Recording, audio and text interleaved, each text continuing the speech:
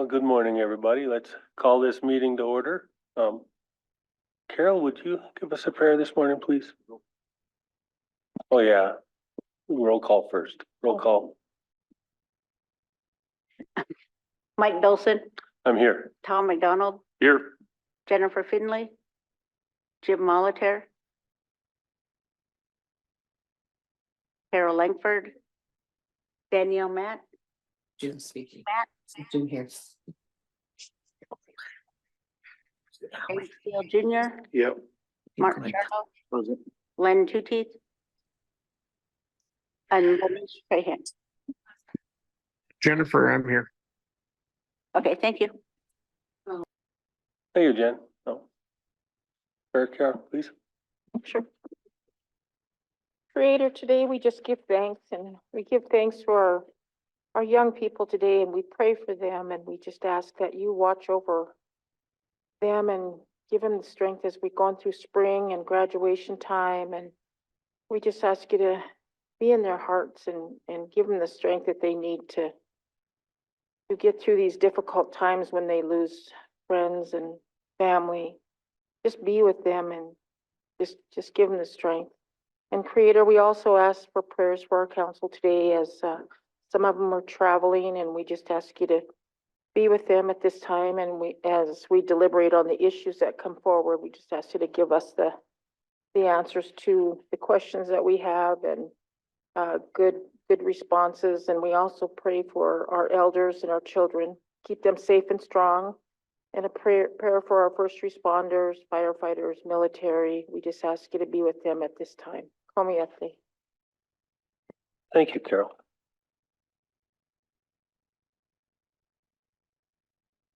We have minutes from the 14th.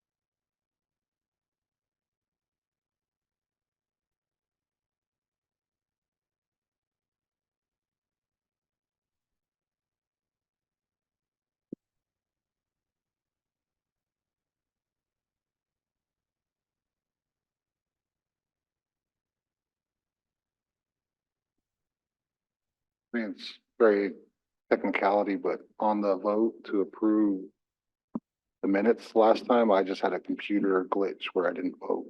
So I was in favor of that page one. Okay. Thank you, Martin. All in favor of minutes? It's unanimous. We do have an agenda for today. 4 walk-ins.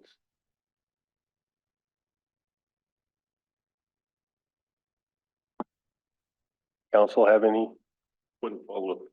On? Be quick. Good, Carol. Are you guys still gonna have council when we're with Ed Meese? No, when you guys go for lunch at Red Meese, we won't have a quorum. And so we'll recess until after lunch. Oh, okay, 1 o'clock. Okay, So we'll recess probably somewhere around 11:15. all right, Yeah. sounds good. I talked to Ed, said there'd be maybe 3 of us coming up. Okay. He said, well, whoever. Other thoughts about the agenda? I'd entertain a motion to approve the agenda with the 4 walk-ins. Motion by Tom, second by Martin. All in favor? Unanimous. So we'll start with our walk-ins.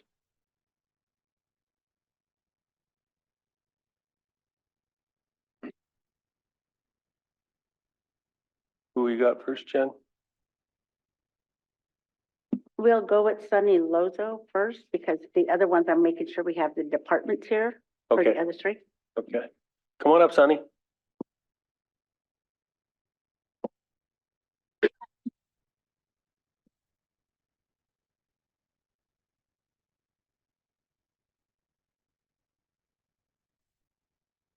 Good morning, Sonny.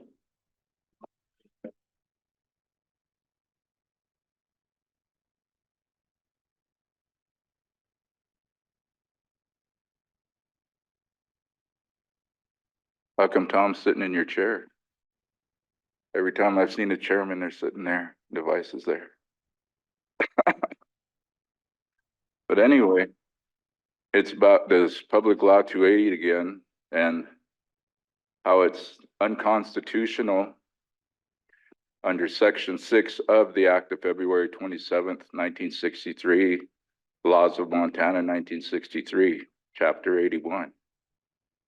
Under section 6, it states that any tribe who gives their consent, and consent is by referendum vote. That's how we got our constitution and our corporate charters, was under 25 USC 5123 is how we got our constitution. And in 1968, Congress made an amendment to the Act of August 15th, 1953, more commonly referred to as Public Law 83-280. And in 1968, Congress, because when Eisenhower passed it, he was uncomfortable because there was nothing in there that was there on behalf of the tribes about giving their consent. So it was 15 years later in 1968 when Congress finally took an act. And that was 25 U.S. Code 1326, special election. State jurisdiction acquired pursuant to this subchapter with respect to criminal offenses or civil causes of action, or with respect to both, shall be applicable in Indian country only where the enrolled Indians within the affected area of such Indian country accept such jurisdiction by a majority vote of the adult Indians voting at a special election held for that purpose. The Secretary of the Interior shall call such special election under such rules and regulations as he may prescribe when requested to do so by the tribal council or other governing body or by 20% of such enrolled adults. And it's known as Public Law 90-283, Title 4, 406, April 11th, 1968, 82 Stat 80. And then to even entertain the idea, there was a tribal council meeting held on February 23rd, 1961 in Dixon, and it was House Bill 298 at that time. And it says, Mr. Walter McDonald reported to that House Bill 298, which is a bill providing for the assumption of criminal jurisdiction over certain Indians and their reservation and land, as authorized by federal law, has been postponed indefinitely. Mr. McDonald stated that in order to have this bill revived for amendment, the council must call Helena by 11 this morning. If this bill can be approved for the Flatheads, it will not become a law until it can be put up for a referendum vote by the people of the Flathead tribes next December. That never happened. Either Walter McDonald lied to the membership to bring this forward, but when he was just a councilman at the time, and then 2 years later, that's when Tribal Ordinance 40-A was enacted, and he was a chairman. And they went ahead and put it to a vote without the membership consent. And how Lake County is going about things is like when I got kicked out of an open public meeting at Lake County because I was telling them that their withdrawal to consent to the state jurisdiction and their Montana code annotated in 2019. And down in the bottom, it has the history. Well, they omitted the amendment of 1968 where the membership is required to act on this.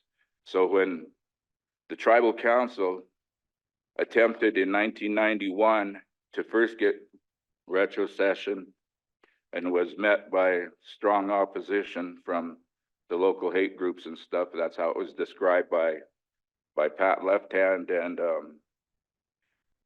Hank Mailer in the April 2nd, 1993 quarterly minutes.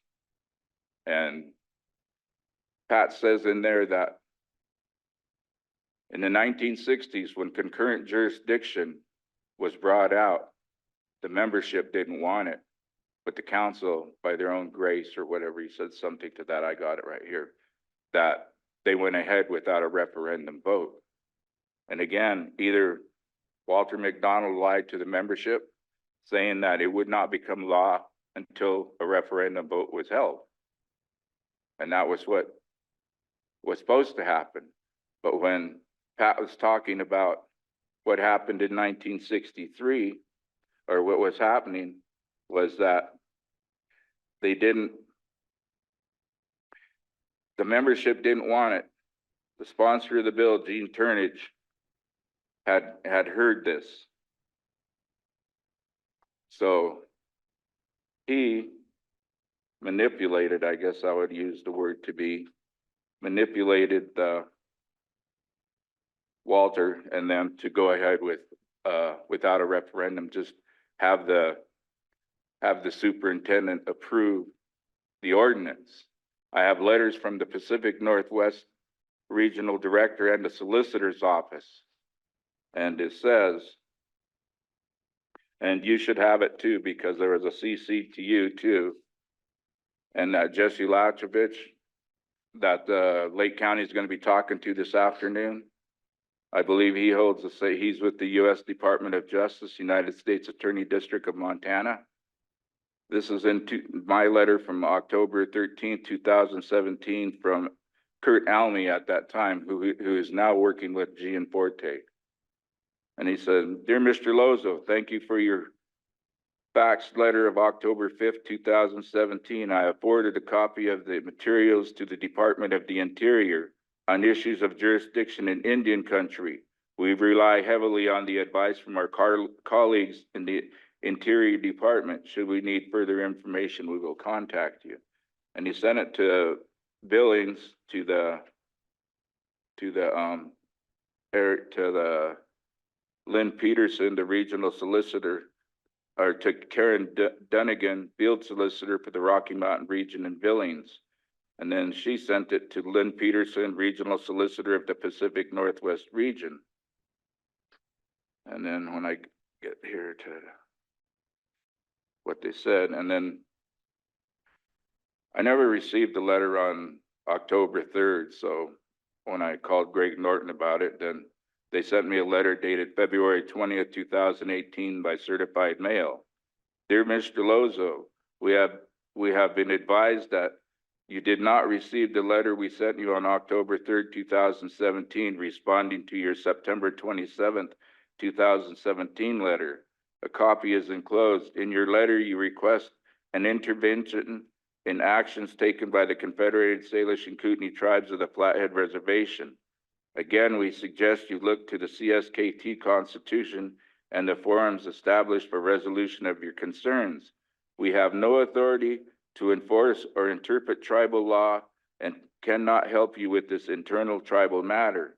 This response is final for the department. And this is the letter that was attached to it.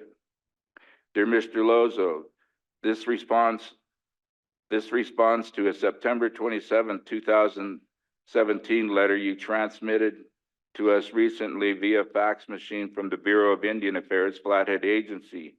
You raised concerns over retrocession related actions taken by the Confederated Salish and Kootenai tribes of the Flathead Reservation, CSKT.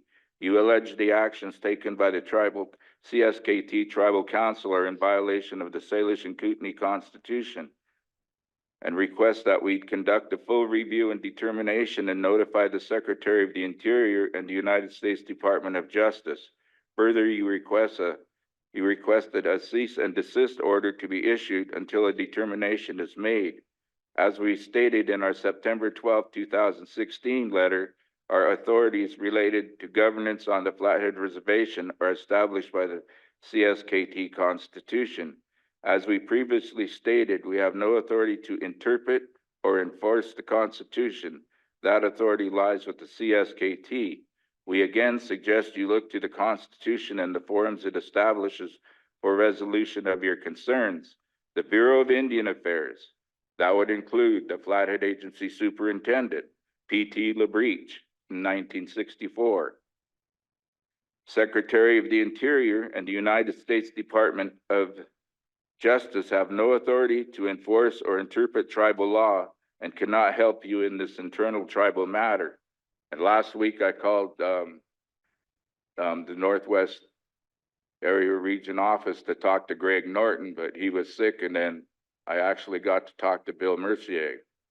And then I asked him, I said I was wanting to know if you could send me a letter stating that would include the Flathead Agency Superintendent, and he just kind of rudely says, I don't have time for that, but it does include him.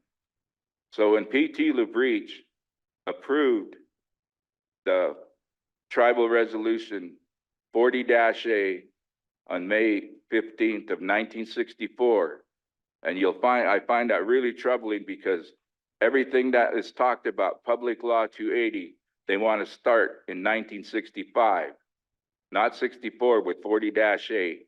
They want to start in 1965 with 40-A revised. And the reason they don't want to talk about 1964 is because in 1964, when that was approved, they have, by their law, under Section 2, when they received the ordinance from the tribe, where it was supposed to be a resolution,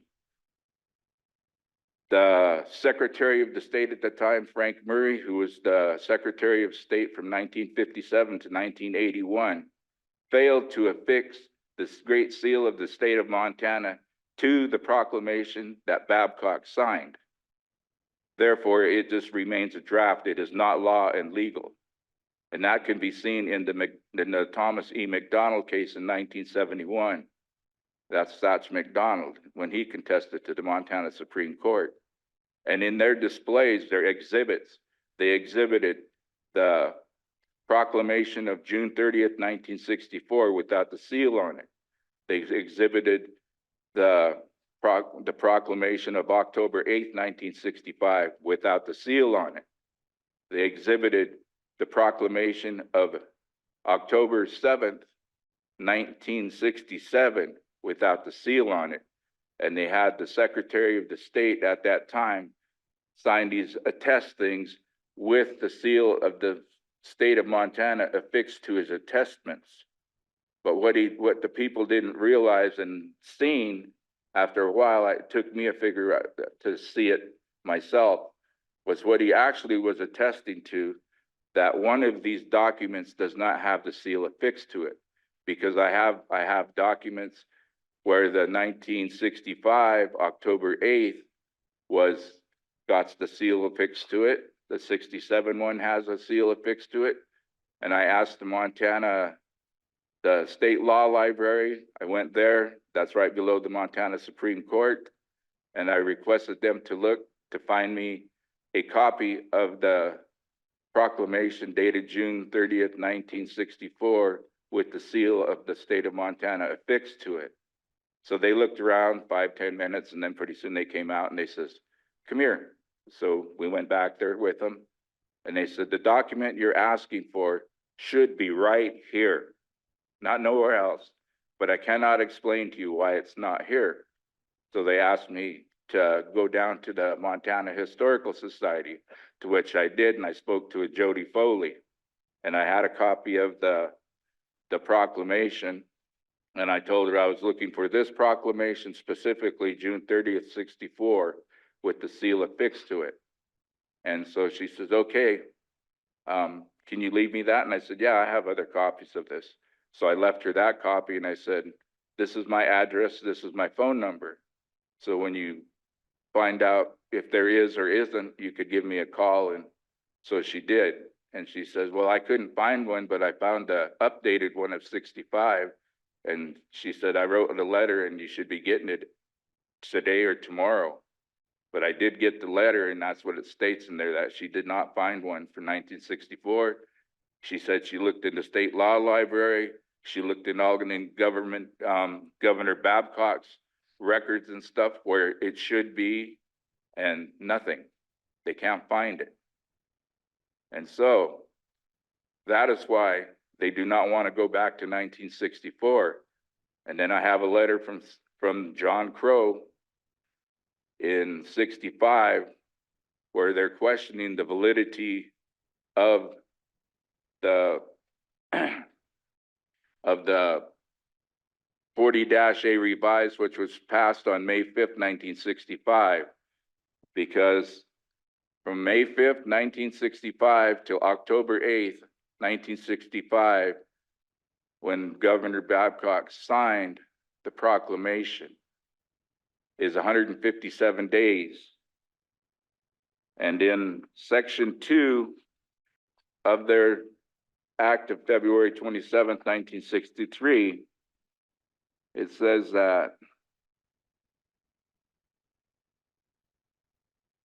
he shall issue within 60 days a proclamation to the effect of such jurisdiction and shall apply to those Indians in their territory or reservation in accordance with the provisions of this act, provided that he shall not issue such proclamation until such resolution has been approved in the manner provided for by the Charter, Constitution, or other fundamental law of the tribe or tribes, which would have been a referendum. And if the documents provide for such approval, and then provided further that he shall not issue such proclamation until there has been first obtained the consent of the Board of County Commissioners of each county, which encompasses any portions of the reservation of such tribe. And when I talked to you guys last year, when Tom had me meet with Dan Decker and Mr. Wheeler, I don't remember his first name, that I gave him an actual copy of my son's case, Travis Lozo Sr.'s case that was in the Montana Supreme Court, and we brought up the George Edward Mitchell case. And hold on. And so section 3 says 60 days from the date of the issuance of the proclamation of the governor as provided for by the section 2 of this act, the state of Montana shall assume jurisdiction over offenses committed by or against Indians in lands prescribed in the proclamation to the same extent that the state has jurisdiction over offenses committed elsewhere within the state, and the criminal and or civil laws of the state shall have the same force and effect within such lands as they elsewhere within the state.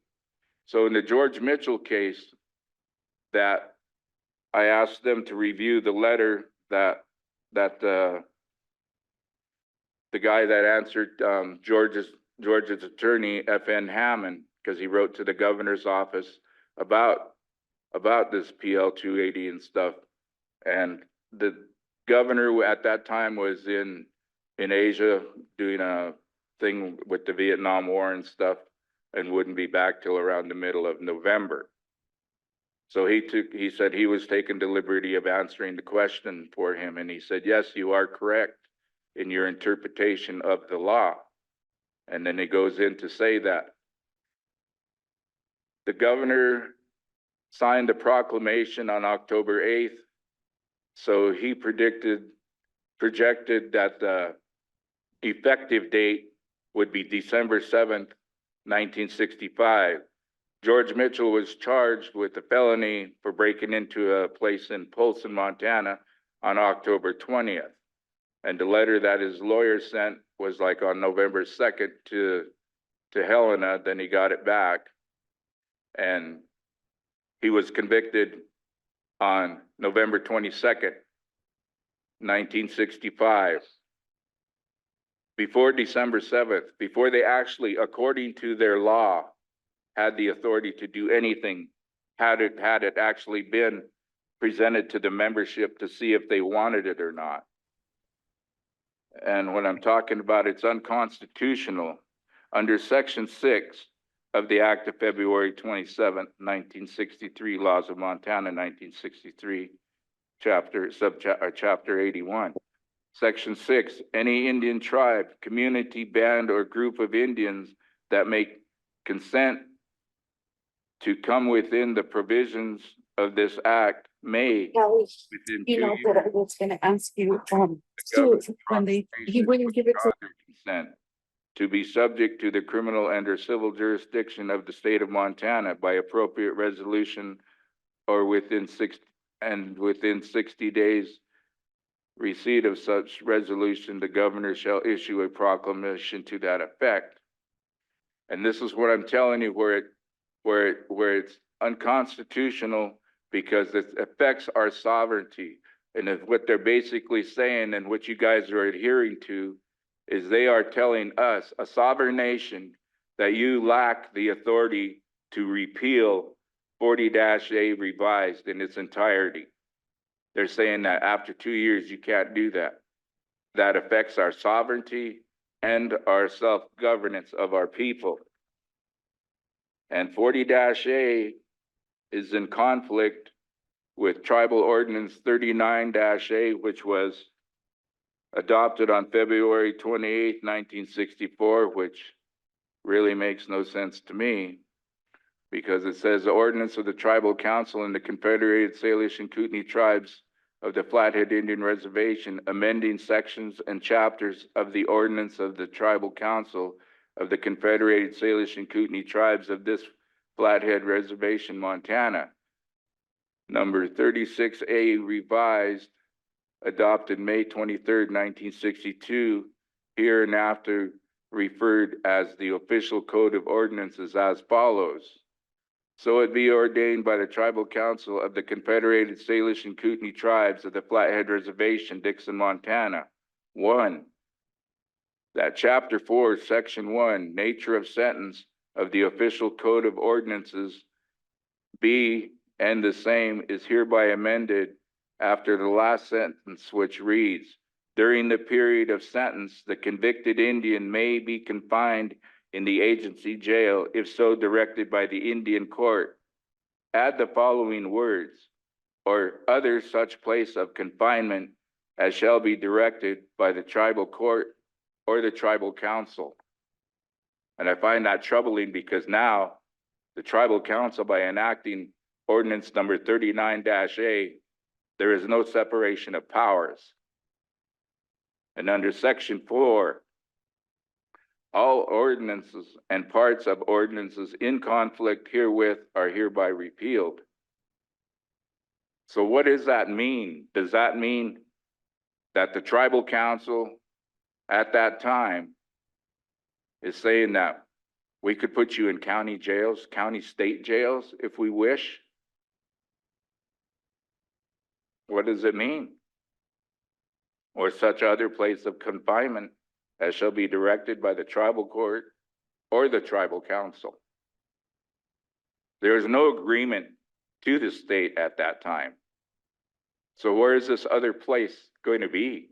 We would confine you to your house room, your bedroom? What? I believe that they're intending this because in the January 15th, 1963 judiciary minutes,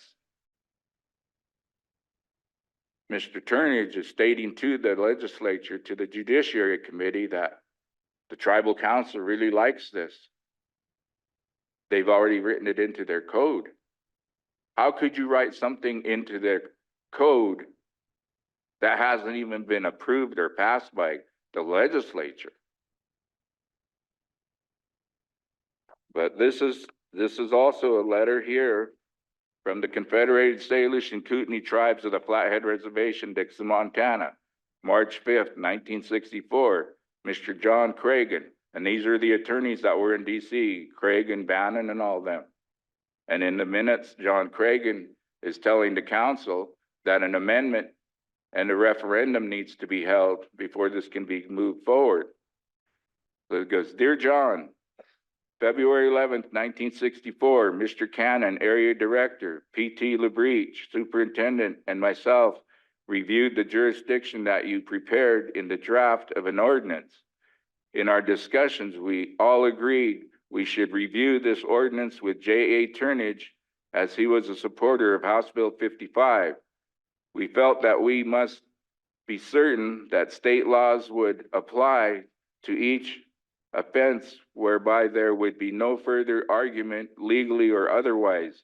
We feel there should be concurrent jurisdiction instead of equal jurisdiction as stated in section 2A on page 2. Superintendent LaBreach, Mr. Turnage, and I agreed on the word concurrent instead of equal jurisdiction, as there may be some confusion as to equal in the sense one county may want the fine paying offenders, etc. In prior action, tribal council recommended we give the state jurisdiction regarding 1, public assistance, 2, mental health and insanity, 3, juvenile delinquency and youth rehabilitation, 4, dependent, negligent, or abused children, and 5, operation of motor vehicles upon streets, alleys, roads, or highways. On February 24th, Mr. LaBreach and I met with J.A. Turnage in his office in Polson, Montana. February 24th, 4 days before the council passed Tribal Ordinance 39A, which was done on the 28th. Mr. Turnage felt that public welfare should be inserted rather than public assistance. Mr. Turnage suggested that public assistance can mean several things. It was agreed that mental health and insanity are important, but care of the infirm, aged, and afflicted should be added, as not all people are insane and have mental problems, but aged people can be sane and in need of care. Therefore, this section should be broadened. Juvenile delinquency and youth rehabilitation is fine the way it is. Section 1G should read abandoned, dependent, neglected, orphaned, or abused children. Mr. Turnage stated, Section 1H, operation of motor vehicles upon public streets, alleys, roadways, and highways is fine as is. There have been several requests by county law officers and discussions by BIA law officers that something should be done about jurisdiction within the incorporated towns. Mr. Turnage recommended the following for Section 1L, laws and ordinances, regulations of the criminal nature applicable within incorporated cities or towns. We all agreed that Section 2C, page 2, 4th line should be changed to read, the Confederated Tribes, and if a referendum is authorized and this ordinance disapproved by a majority, this means if after the tribal council agrees with the county commissioners and the governor, the Indian people request a referendum, this ordinance shall be void.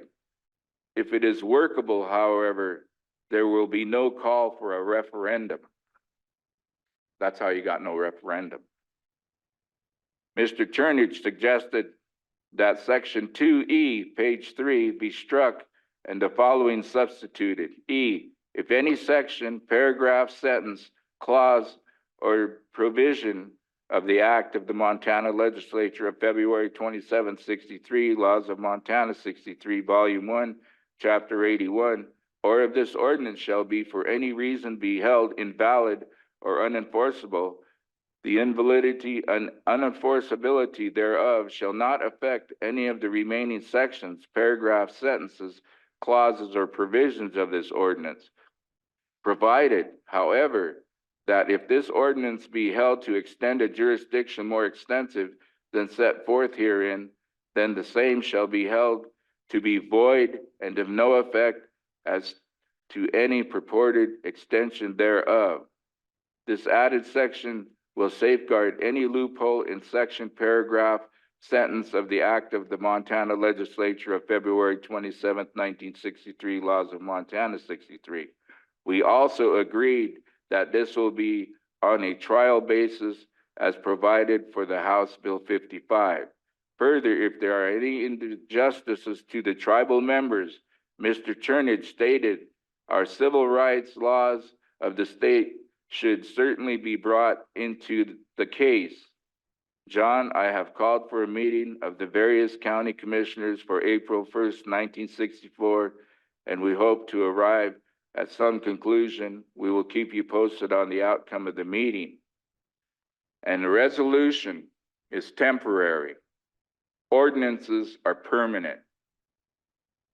In their act, it calls for a resolution under Section 2, which would signify temporary. And like I said, it's unconstitutional and it violates our Constitution under Article 9 referendum. That is where the membership gets to decide if you don't uphold our 40-A as it was written here. Because 40-A has been violated in several ways. And one of them is under subsection 2A. Concurrent jurisdiction remains where applicable with federal courts, with the tribal court, and in the tribal government of all matters referred to in subsection 1 and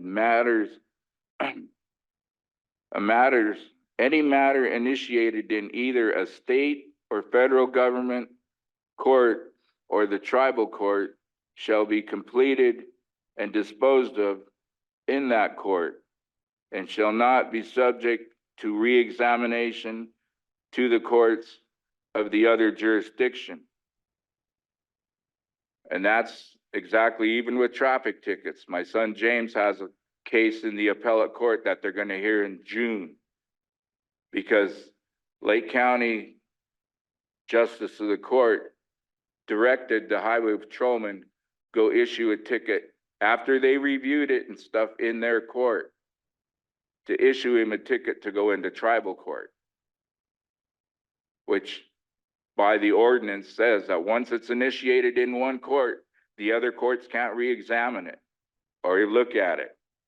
And what they're going what they're going for and they're hoping for with I'll get to that, but subsection E, if the provisions of the act of the Montana legislature of February 2763, Laws of Montana 63, Volume 1, Chapter 81, or if this ordinance shall be held invalid, or if this ordinance be held to extend a jurisdiction more extensive than set forth herein, or if any condition herein is not complied with, or be held invalid or ineffective, then this entire ordinance shall be held to be void and of no effect from the beginning. That's why I say there is no actual public law 280, because this has been violated several times and you won't stand up and enforce this. And what they're hoping for here with their little exit plan is under Section F. In the event any alleged violations of the civil rights of tribal members by operation of this ordinance, the tribal council reserves the right to conduct an independent investigation of the alleged act to redress in a court of competent jurisdiction and to review the ordinance upon validation any such alleged offense. And that's what Thomas is still waiting to hear from you, Leonard, from July. Provided further that any sentences or convictions lawfully inflicted under the provisions of this ordinance shall not be affected by subsequent cancellation or avoidance of this ordinances. All ordinances and parts of ordinances in conflict herewith are hereby repealed. Specifically, Tribal Ordinance 40-A approved May 15th, 1963 or 64.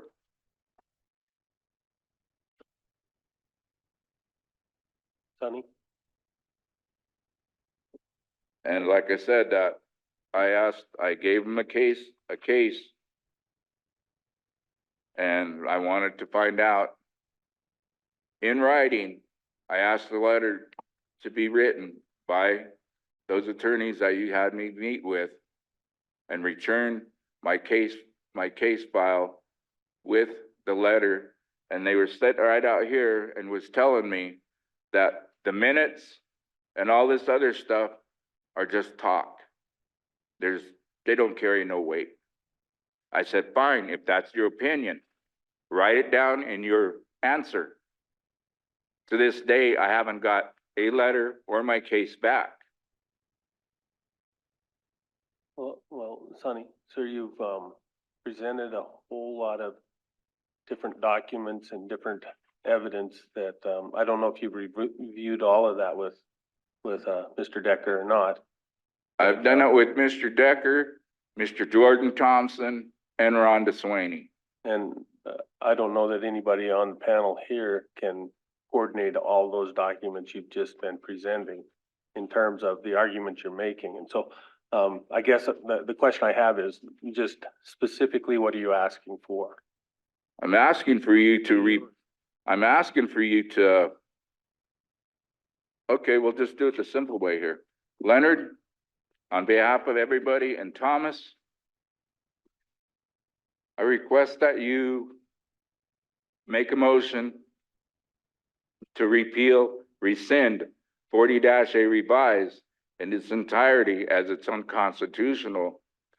And you, if you would, second it, because now you have seen how the Lake County Commissioners and them are. What is their obsession with prosecuting Indians? Why do they gotta think they have us under their thumb?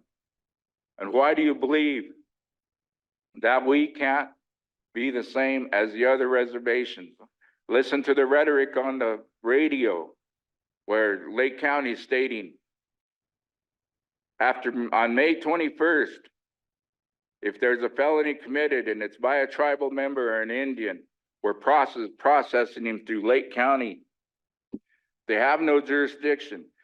It's real simple. All you have to do is look what's going on the other reservations. That's the procedure.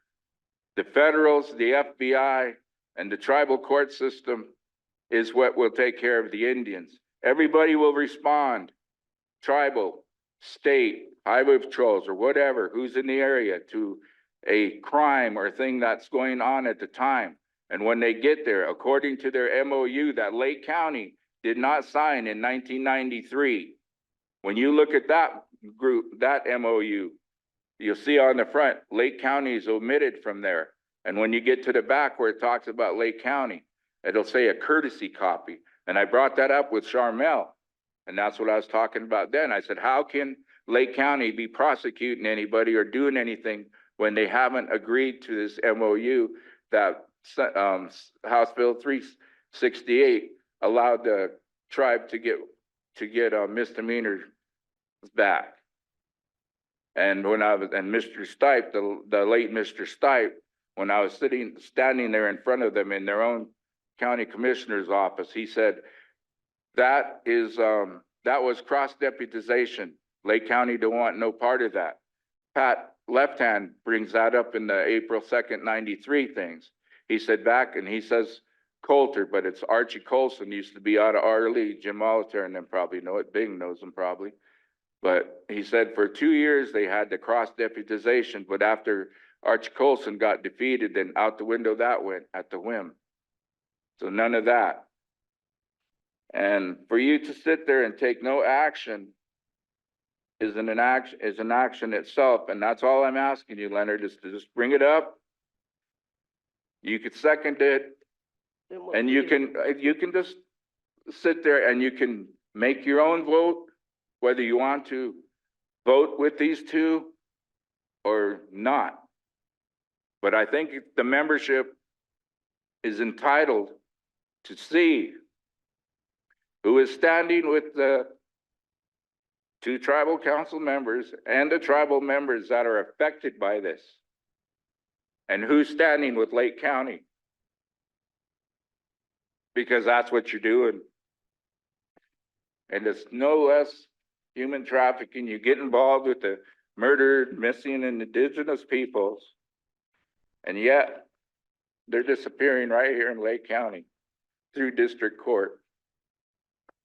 And if you didn't have the authority to repeal 40-A revised in its entirety for being unconstitutional, then why did you give me a list of the eligible voters so I could conduct this? It's a petition to rescind tribal ordinance 40-A revised in its entirety under subsection 2C and E. C is where it talks about the referendum that never happened, that Walter McDonald told the people it would not become a law until a referendum was held. So did he lie? Did Vernon Finley lie to me in October of 2017 when he said the tribal membership needs to be informed and educated on the pros and cons of Public Law 280? Did Tom McDonald lie to me? Identical same letter, word for word. They just rearranged the paragraphing, word for word. Where is the education and then the informed part ever came? From November of 2017 to today right now, there has not been anything to inform or educate the membership on the pros and cons of Public Law 280. Never. Again, keeping the membership out of the loop, because the membership out there does not agree with this. The state of Montana has Montana State Prison and the DOC now. It isn't just Montana State Prison. You can't even get out of there. People have been doing life sentences under the guise of a 3-year deferred. Who's in charge of watching you? Lake County Probation. Anything they can do to violate your probation, to further extend you to be under them. And if we can't send you off to prison to keep the males over here and the females statewide apart to where they can't make a future of Indian babies, no Indians, no reservation. Go ahead, Len.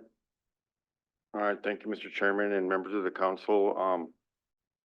Sonny and Shane, thank you guys for coming in. You know, Sonny, ever since I've been on council, I've learned a lot from you on this particular issue. All of the documents that you provided for me, I read them. I went through all of them. And I want to say I got a clear understanding of how this all played out and how we're in the situation we're in today. I still have questions, but it's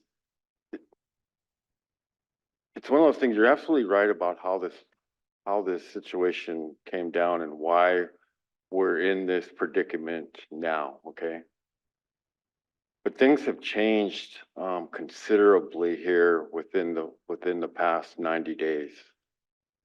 We know Lake County has put us on notice to retrocede, and then the state has told us they're not going to participate in a 280 agreement no longer. And we were glad to hear that, because now we're in a situation where we can move forward with how we're going to police our people. Learning what went wrong with this whole PL 280 thing and how we can operate our courts. So PL 280 is going away. No, but PL 280 needs to be done away with according to our ordinance, where they did not comply, and there are no legal convictions. From the very beginning, this has been illegal. There are no legal convictions. That's the part you're not looking at. Yeah. No, but I'm not arguing Your anything son's about it. conviction is an illegal conviction? Sonny, I'm not arguing anything about it. I'm just informing you that's the direction that tribes are going to be going. The details about all of the conviction, all the illegal convictions that have taken place, all of the tribal members that were gone through the system, that's something we need to address later, but we need to move forward with how we are going to operate our judicial system, our law and order system. Because, But I just wanted to let you know, All right, like I said, I'm because- not here to argue Sonny, with you. wait a minute, Sonny. Shane.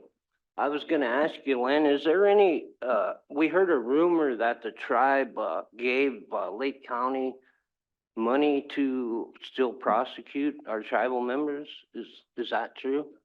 That is certainly not true. Okay, that was just a question I wanted to ask. Go ahead, Carol. I'm curious, I don't know where I stand in this whole thing. I mean, I know where I stand, but I don't know if it'd be a conflict if I second a motion, but I don't think there's anything wrong with placing this on the 5-day rule to find out what an action of rescinding 40A, is it 40A? 40-A revised. Dash A revised.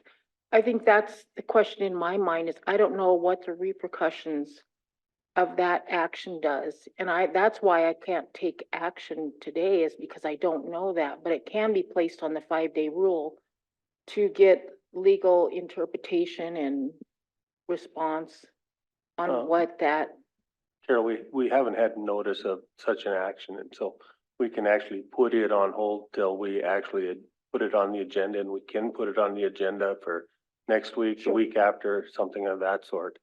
And- Next week would be fine because I would like this brought out again before the quarterly. And again, I actually don't believe Lake County is gonna pull out on May 20th. They're gonna find some other reason. Like they're already trying to figure out how to get our money from us, try to get the dam back and such things like that.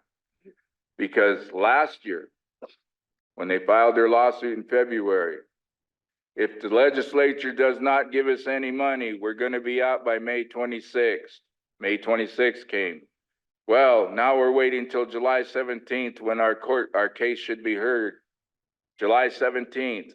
Now we're waiting till December till the judge gives us a ruling on our case. Well, that came in November. So then they initiated their 6-month deal, to which ends on May 20th.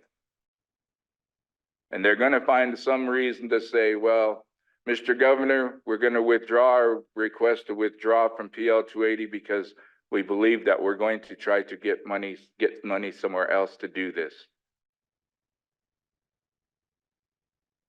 Sonny, But like I said, there are no legal convictions, and that's what they want to try to keep is to say that all these convictions through all these years are legal.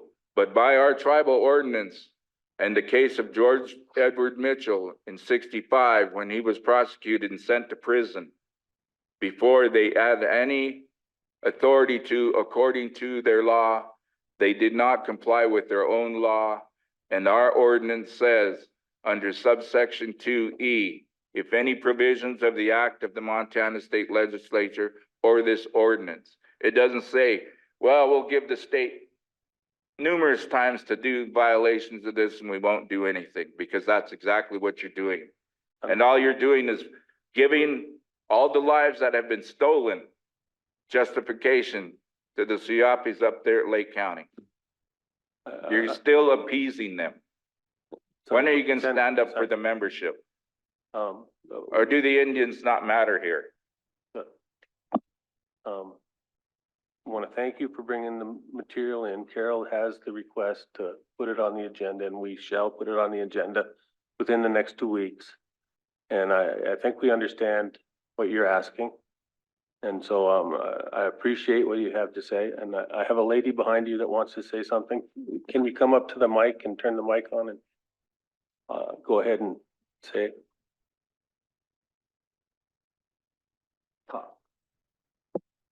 Hi, my name is Shelley Hendrickson, and we've been working with Sonny Boy on this for 8 years. We know we've been up here time after time. I terrorize Lynn every chance I get. But as he has said, he's listened. And right now, with this hunger strike and all the stuff that happened, and something keeps going across my mind of what he said that day is, how many of our Indians are involved? Well, at the time, there was 2 of our tribal members in there, but we need to think of something here. We are responsible for every other tribal member who goes through here and are put under this law. It said for the Salish and Kootenai only in their fake program when they started it. It said only for them, and then you read down the line there, a few paragraphs, and then they change it to Indians. So while you guys are making these decisions, we need to realize we are affecting every tribe in the state of Montana. Nationwide. Nationwide, what anybody who comes through here who's a federal recognized tribe, I know different people, like we said, these convictions are horrendous. And then as Len got to talk to my son, you know, this is about when you go to the Montana State Prison, do you know every Confederated Salish Indian who goes in there is considered a terrorist? So them are the guidelines of how you're treated. My son is, once he can get past this step down program, you know what his incentive was? He got 1 earplug and a thing to charge his earphones. That was an incentive of 4 months of torment of these guys, guards, the stuff they say and do to you there. You know, I believe these non-members of this state believe we ain't strong enough to take this back and step forward and do something not only for our people, but the rest of the tribes in this state of Montana. It is terrible what we've allowed to happen, not only to our people, but the other ones who come through here. So we are very interested in what goes on. And when I read in the Charcusta that day, my heart just sunk when I thought of Carol, and they were 100 years. Come on, he didn't kill anybody, and yeah, he messed up. But what we keep forgetting here on this reservation, most of the stuff that goes on with our people are due to drugs and alcohol. We need to get a treatment center here. My daughter-in-law went to the jail over here. She's addicted to fentanyl. We got to do something better for them. When they come over here and they're coming off of that, it took them 7 days to get her down to the hospital. And she called me every day when she could get a call, and I'm trying to talk her through it. We need to be prepared for that also. We can't push this off on the Siopis anymore. These are our people, and we need to be prepared to help them.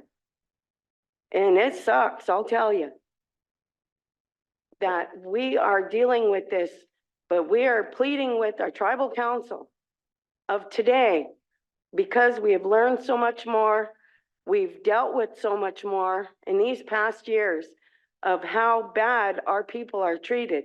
Never in my wildest dreams did I think my son would be strip searched on a daily basis, and he's in solitary confinement. What do they need to strip search him for? They bring him his food, his clothes, and whatnot if they feel like it. And I'm saying that literally. Because the hunger strike started because a gentleman done himself in. He wasn't even supposed to be in there. He was supposed to go home 6 months earlier. Excuse me, Shelley, didn't Lake County say that our people, our tribal members are the worst of the worst? Yeah, we're the worst of the worst. Every meeting we have went into, you know, that's sad, but I'm serious, tribal council, help us. Help us save our people. Pull this rug out from under these guys, and we'll help in any way, and we can get people. I want to be on the board that is doing this. I think Sunny Boy should be on there. We want to help. You know, I'm not just saying, oh, because my son's in trouble. I see this every day and I can't stop it. But We the hear you. things we get, we need your guys' help. We hear you. Thank you, Ms. Anderson. Thank you. Carol?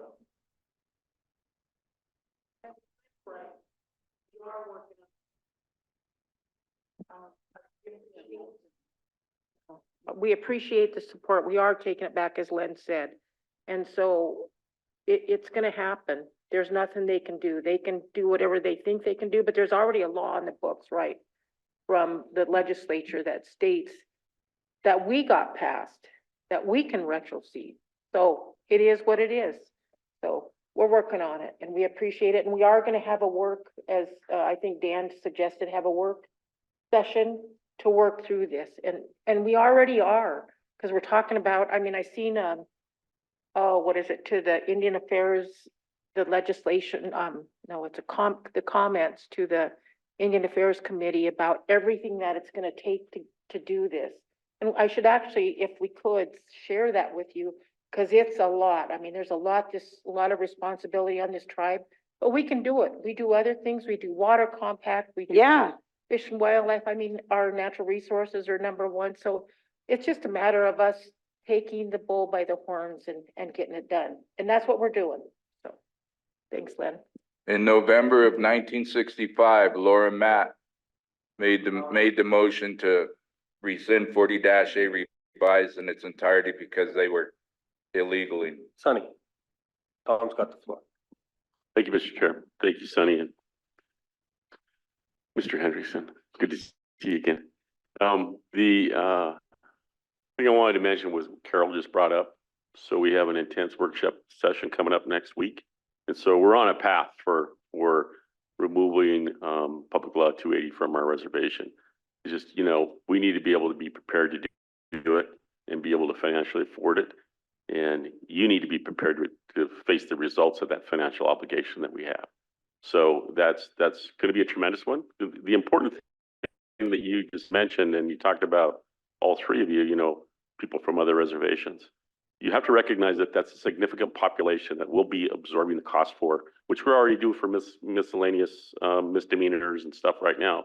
But that's a tremendous cost, and it's going to come out of your pocketbook and your pocketbook. So I want to make sure you're fully vested, because I'm certainly willing to do that, because that's what sovereignty is. And I certainly want to be able to do that in the best way we can and have the facilities that we need. And by golly, when you talk about drug and alcohol abuse and how that's the main point of why we have so many people incarcerated, you're absolutely 100% right. You know, my Uncle Dick got thrown in prison for the third time for stealing a $5 steak in Spokane. And, you know, and he spent 3 years for that in prison.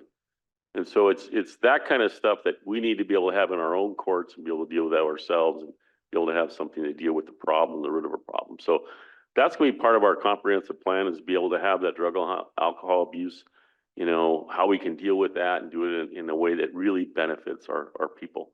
And so that's just what I wanted to mention. As far as going back into time, we do need to have that consultation with our legal department, because if we're going to go back in time and say this person was wrongly incarcerated for 30 years, there's a lot of different ramifications for that. We certainly would want to know the full breadth of that. And that's something that, I think that's what you're specifically asking for. Sonny. Yes, I'm asking. Just a second.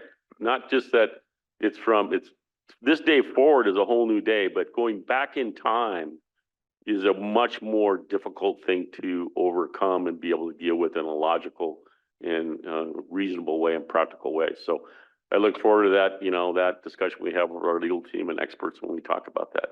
But certainly going forward, we have a whole new day ahead of us. And I look forward to that challenge. I really do, for the betterment of our people. So go ahead. To actually move forward. Thank you, Tom. Well, Shane, yeah, and then Tom, you'll I have a would- chance, Sonny. I would gladly give up any money that I get from the tribe, per se, per capitas every year, to do something good for our people. I honestly would. They could have my per capita. Oh, That don't absolutely. matter. Yeah, exactly. You know, I wish more people would say that. Thank you, Shane. 2 minutes to finish up, Sonny. 2 minutes. Okay, I am looking forward after we settle the back.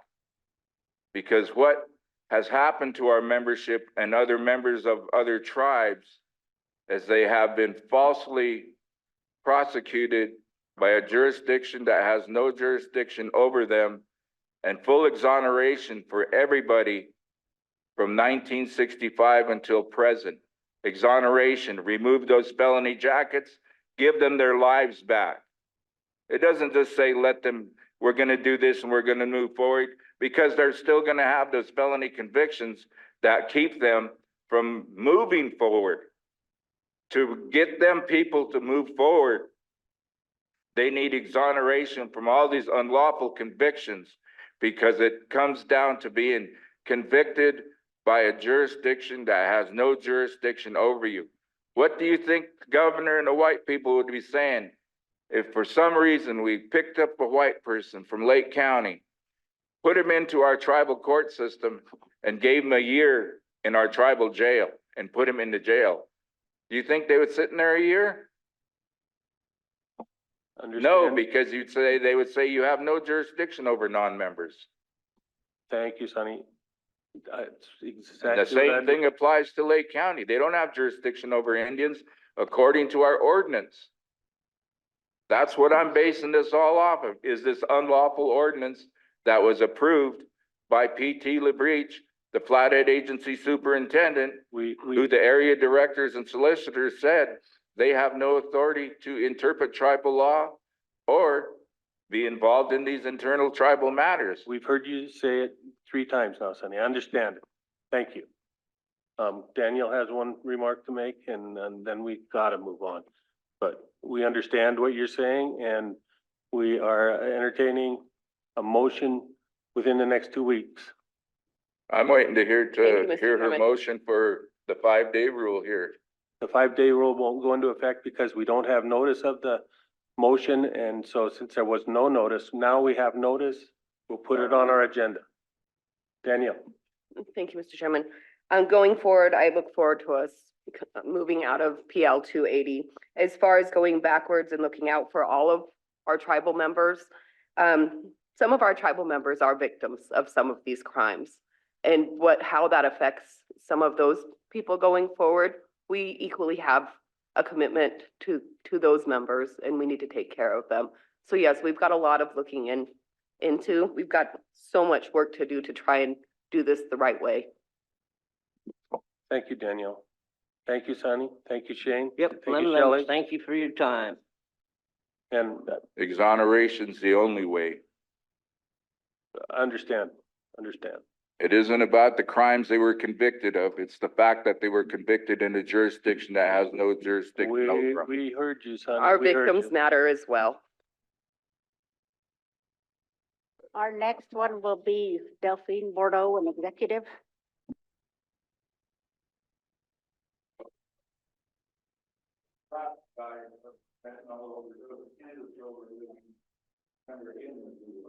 Oh, I hate to hear that, man. Sorry for that.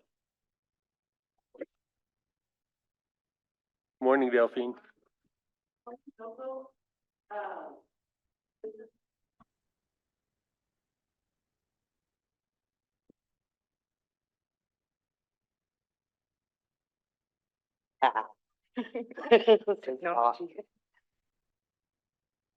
Are we good? I think we're good. Okay. So, Hold a second, Delphine. okay. Executive back in the record. Is Ruthie taking on Greg's spot, or is Greg here? Okay.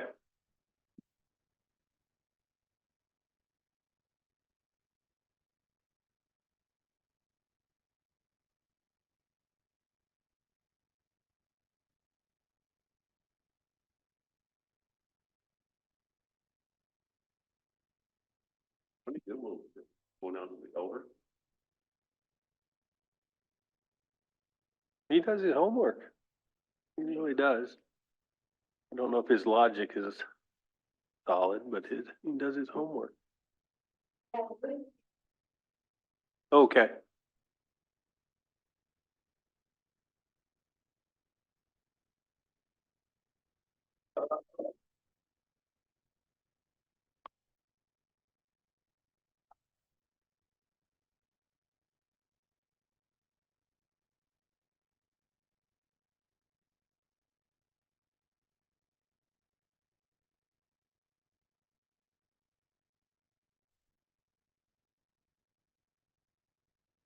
Come on up, John.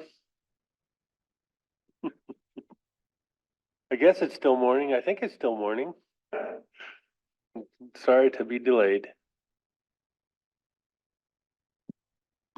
Good morning. I'm in here for a little capital expenditure for a insulation blower.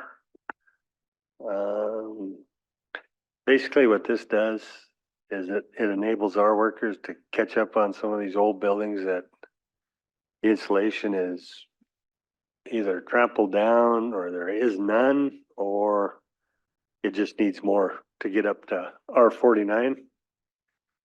And with the price of electricity going up, I think it's a good investment for the tribes. And so we're looking for approval for, I think Delphine said, ask for 8,000, but it would come in less than that. She was looking at probably 7,644. But something else might come up, so she said ask for 8,000. Questions or thoughts about the insulation blower?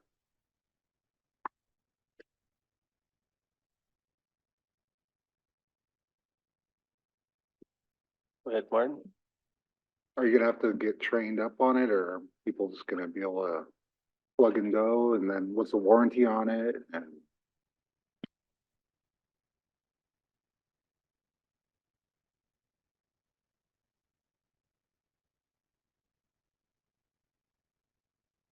It's pretty much plug it in and go. I mean, there's a little bit of training, but several of us have used one before, so we've rented them. What's that? you don't have to go to Vegas for a training then? That'd be ideal. Now that you mentioned it. Go ahead, Tom. So you brought up renting. Is that cost prohibitive, or what is the deal with renting the equipment?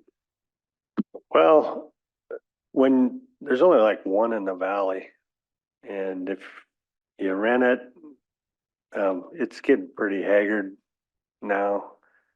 If you can get it, or you have to wait for it, sometimes the hose has holes in it, or it's, blown out. Just different things we ran into.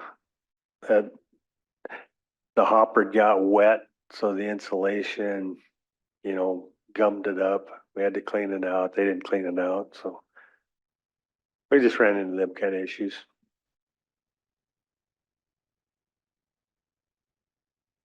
Entertain a motion to. Okay, motion by Martin. Second by Tom. All in favor? Bing, Jimmy? I support it. Looks like it's unanimous. Go ahead, Tom. Just inside information. If you want to do a spray foam insulation machine, there's a place on a business in Ronan that they bought one. They don't really use it anymore, and so you could probably rent it from them if you need that kind of a installation machine. Okay. That's the marijuana store on Main Street, Oh, okay. on the highway, Or highway. Right. Highland. They were building their own buildings and they bought one because they thought it'd be worthwhile, but now they're not using it anymore. Okay. Maybe you want to buy that one too. I don't know. It'll be worth looking into Oh, for definitely. sure. Yeah. Yeah.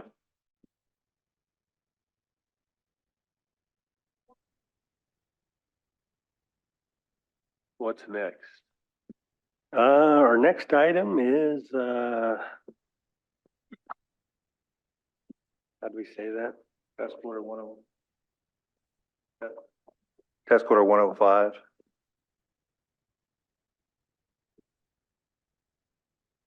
Which is, it's a contract with, Chicola Engineering, Architect and Engineering, to do the discovery phase for, the Dewar office building. They will do 2 sites analysis. Whichever 2 would be picked out by tribal council or the parties involved, which would be NRD.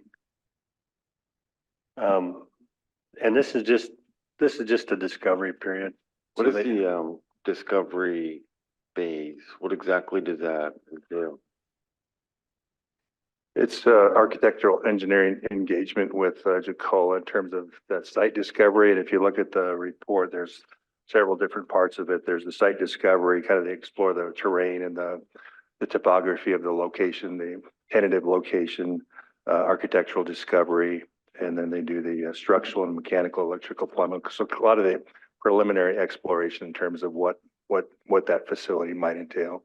Okay. And then reporting out to that, and then conceptual drawings are included in that as well. Sorry, I forgot to scroll down on it. And then at the end of that discovery period, there's they also provide a cost estimate. There we go.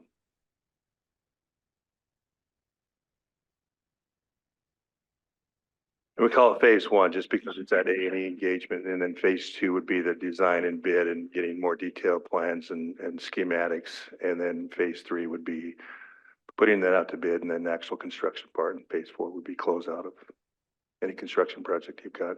So this is just the early stages of putting together plans for a building. Go ahead, Tom. What are the 2 sites? Looking at the Kicking Horse Complex and then the Ronan Complex near the health center, safety dams. Motion by Martin. Second by Tom. All in favor? I think we're unanimous there. Thank you. Build us a Dewar building How much? and get them doing.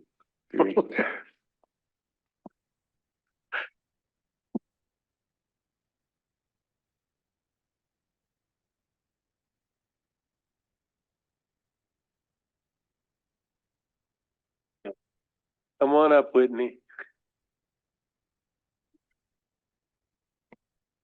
RTRL girl. Good morning, everyone. I'm just here to get support for the Lower Blackfoot project, which is with TNC, BLM, and adding a new partner into the project, which would be Missoula, DNRC, to do some burning. Just a little background. Phase 1 was just doing some thinning, mechanical work, pile burning. Phase 2, we added in some camas restoration, bringing the elders out, cultural surveys, and phase 3 will be just expanding that, doing better at camas, bringing council out, the elders, and we'd like to bring the Kusum School out. So submitting, so the support would be submitting the project to the BIA for funding for this project to happen. Hey, Tom. So what exactly do the state lands have to do with it? DNRC has land right next to TNC and BLM. So it's more of a landscape project for us rather than just a few acres here and there. BLM funded $10 million in this area for a landscape project. So DNRC in Missoula really doesn't have any experience doing any fuels treatments. So they would like to come out and start doing some burns in those areas, which is right in the middle of where we're working currently with TNC and BLM.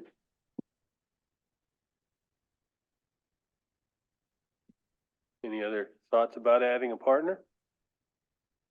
Motion by Carol. Second by Danielle. All in favor? That's a unanimous. Thank you.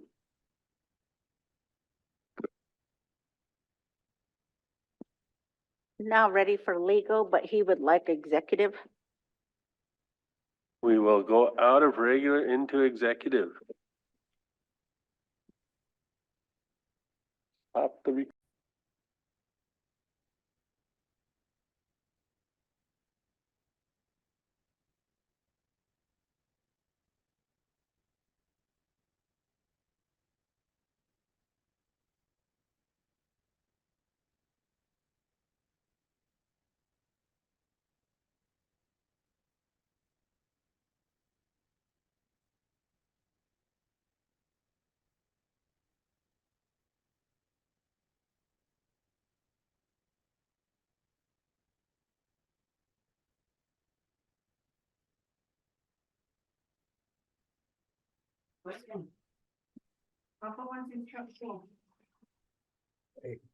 Mom. No, just bring it home right Benny, now. Mike, What? Mike is on.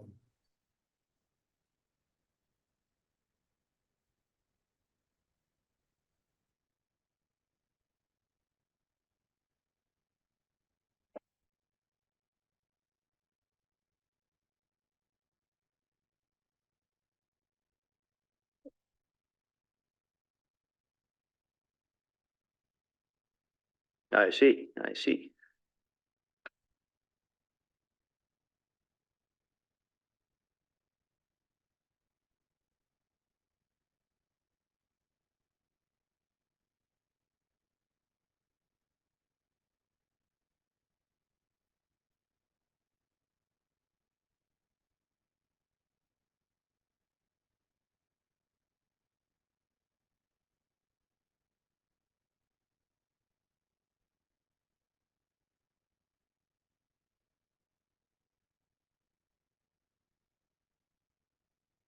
Good afternoon, Mark. Go ahead. Good afternoon. Um, my being here today is actually gonna be pretty short and sweet. I'm seeking approval from council to approve a construction contract, 24096, which is to construct the 31A canal chute. Need approval due to its value of $853,256. This contract was previously approved to award, but I was told a second council action was needed due to the amount. So I would ask that council approve the award of this contract for $853,256. Any questions for Mark?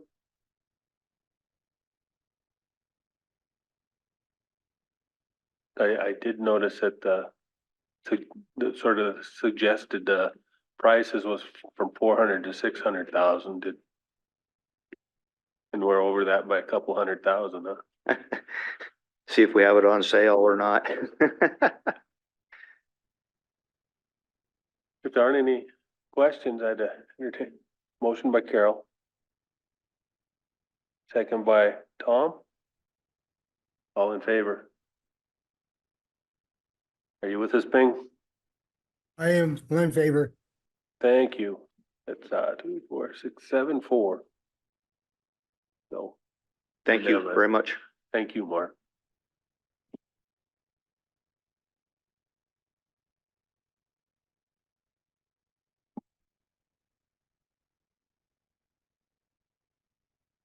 Afternoon, Carrie. How you doing, Rich? Want to make sure you know I'm still alive. I'm glad. Good to see you. There's still some Gillespie around, huh? Let's back. Perfect. Good morning, Chairman, and good morning, Council. Thanks for having me in this afternoon. I am going to start with, I've got 2 collection permits requesting approval here. So if you look at page 79 on your council packet, we have the first collection permit application. This is from the Intermountain Bird Observatory. They're out of Boise State, Idaho. And this is a continuation of a collection permit we've brought a few years in the past for a survey that's conducted in the Jocko by 1 to 2 volunteers with the IMBCR group. And so this is a survey that we had done in the past for them, and then now they've got volunteers that can come and collect that data. And again, they continue to give us all of the bird data and collection or observations from those surveys annually in a report. And so this is a collection permit that we're proposing for 5 years, since it's one that a partnership that we hope to continue on in the future. And then we'll present on those results each year as well. They do make sure that they're volunteers get all of the camping and recreation passes for getting to those sites as well. Questions about the bird survey? Entertain a motion. Moved by Danielle. Second by Tom. All in favor? Unanimous. On to your next. Thank you very much. The next one begins on page, I believe, 84 of your packets there. And this is similar, same agency, the Intermountain Bird Observatory, different researcher. So this is a survey that they started last year on migratory shorebirds. And they provided a very thorough last year report and representation of the data. And so this year they're hoping to revisit those sites. They visited the Nine Pipe Management Area, Pablo Wildlife Refuge, and then as well as a couple of sites along Flathead Lake.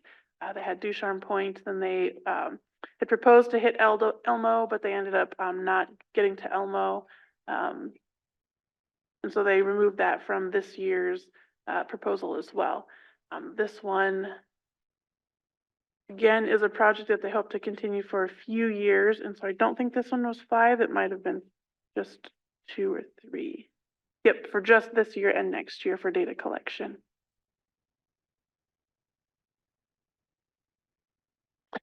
Carrie, you know, is Rosemary still involved then? I see her name on as a volunteer, Rosemary Leach. I don't know who they're, looks like. I was just curious. I mean, Yeah, I bet so. It looks like they're in their name, or that's in their name of folks who would be collecting applicants. So this one is also volunteer based. And so there are, I believe, local folks who go out and collect the data for this one. And they have like 2 specific collection dates, one kind of in the early spring and then one midsummer. Good whisper. I believe Rose Leach does do everything with the Missoula Autobahn, and she does ground truthing for like iBird and things like that. So she's pretty big still into the birding now that she doesn't work for us. thank you. Motion?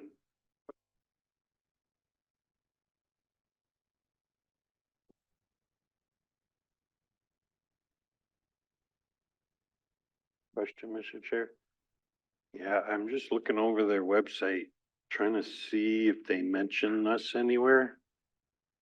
I don't see anything, but, you know, maybe mention that to them. Maybe at least mention that they're working with us. There might be something in here I'm looking at their events and such, but, you know, it'd just be nice to be mentioned in some of their website stuff, so. We're not obvious. Not even there at all from what I can see. But anyway, just be nice to mention us somehow. Thanks. Definitely, yeah, and I can definitely reach out, and when they do their reports as well, have it included in that, because they do a large kind of in-depth report for the whole state and country, so we'll make sure that gets mentioned. Thank you, James. That it? Yep, that's all I have for now. Thank you, Carrie. Yep.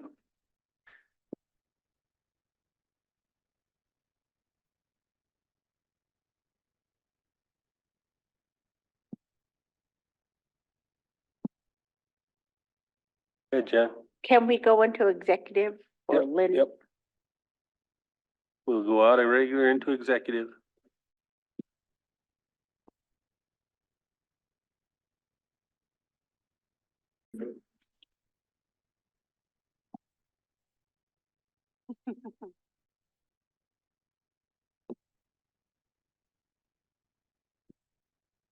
So we should, Mr. Chair, thank you.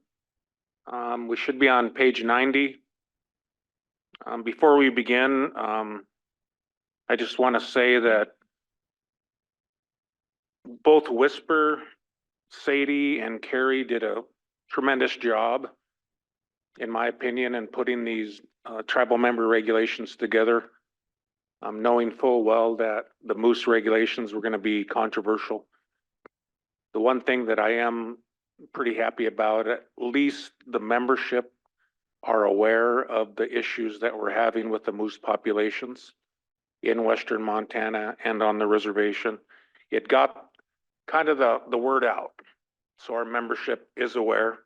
Not all the membership agrees, and we respect that.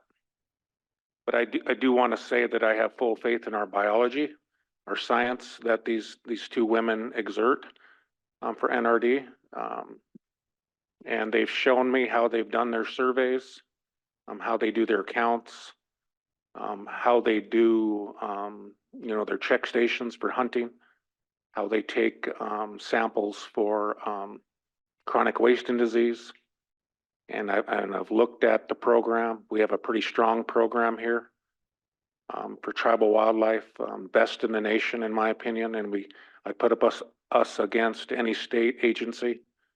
And I could say that unequivocally, that we're top notch. And these two are taking the reins from Dale Becker, who left us about a year ago. We still have some experience in the program. Art Sukla has been there a long time. Shannon Claremont's been there a long time. And these two have been there a long time. They've just been elevated in positions.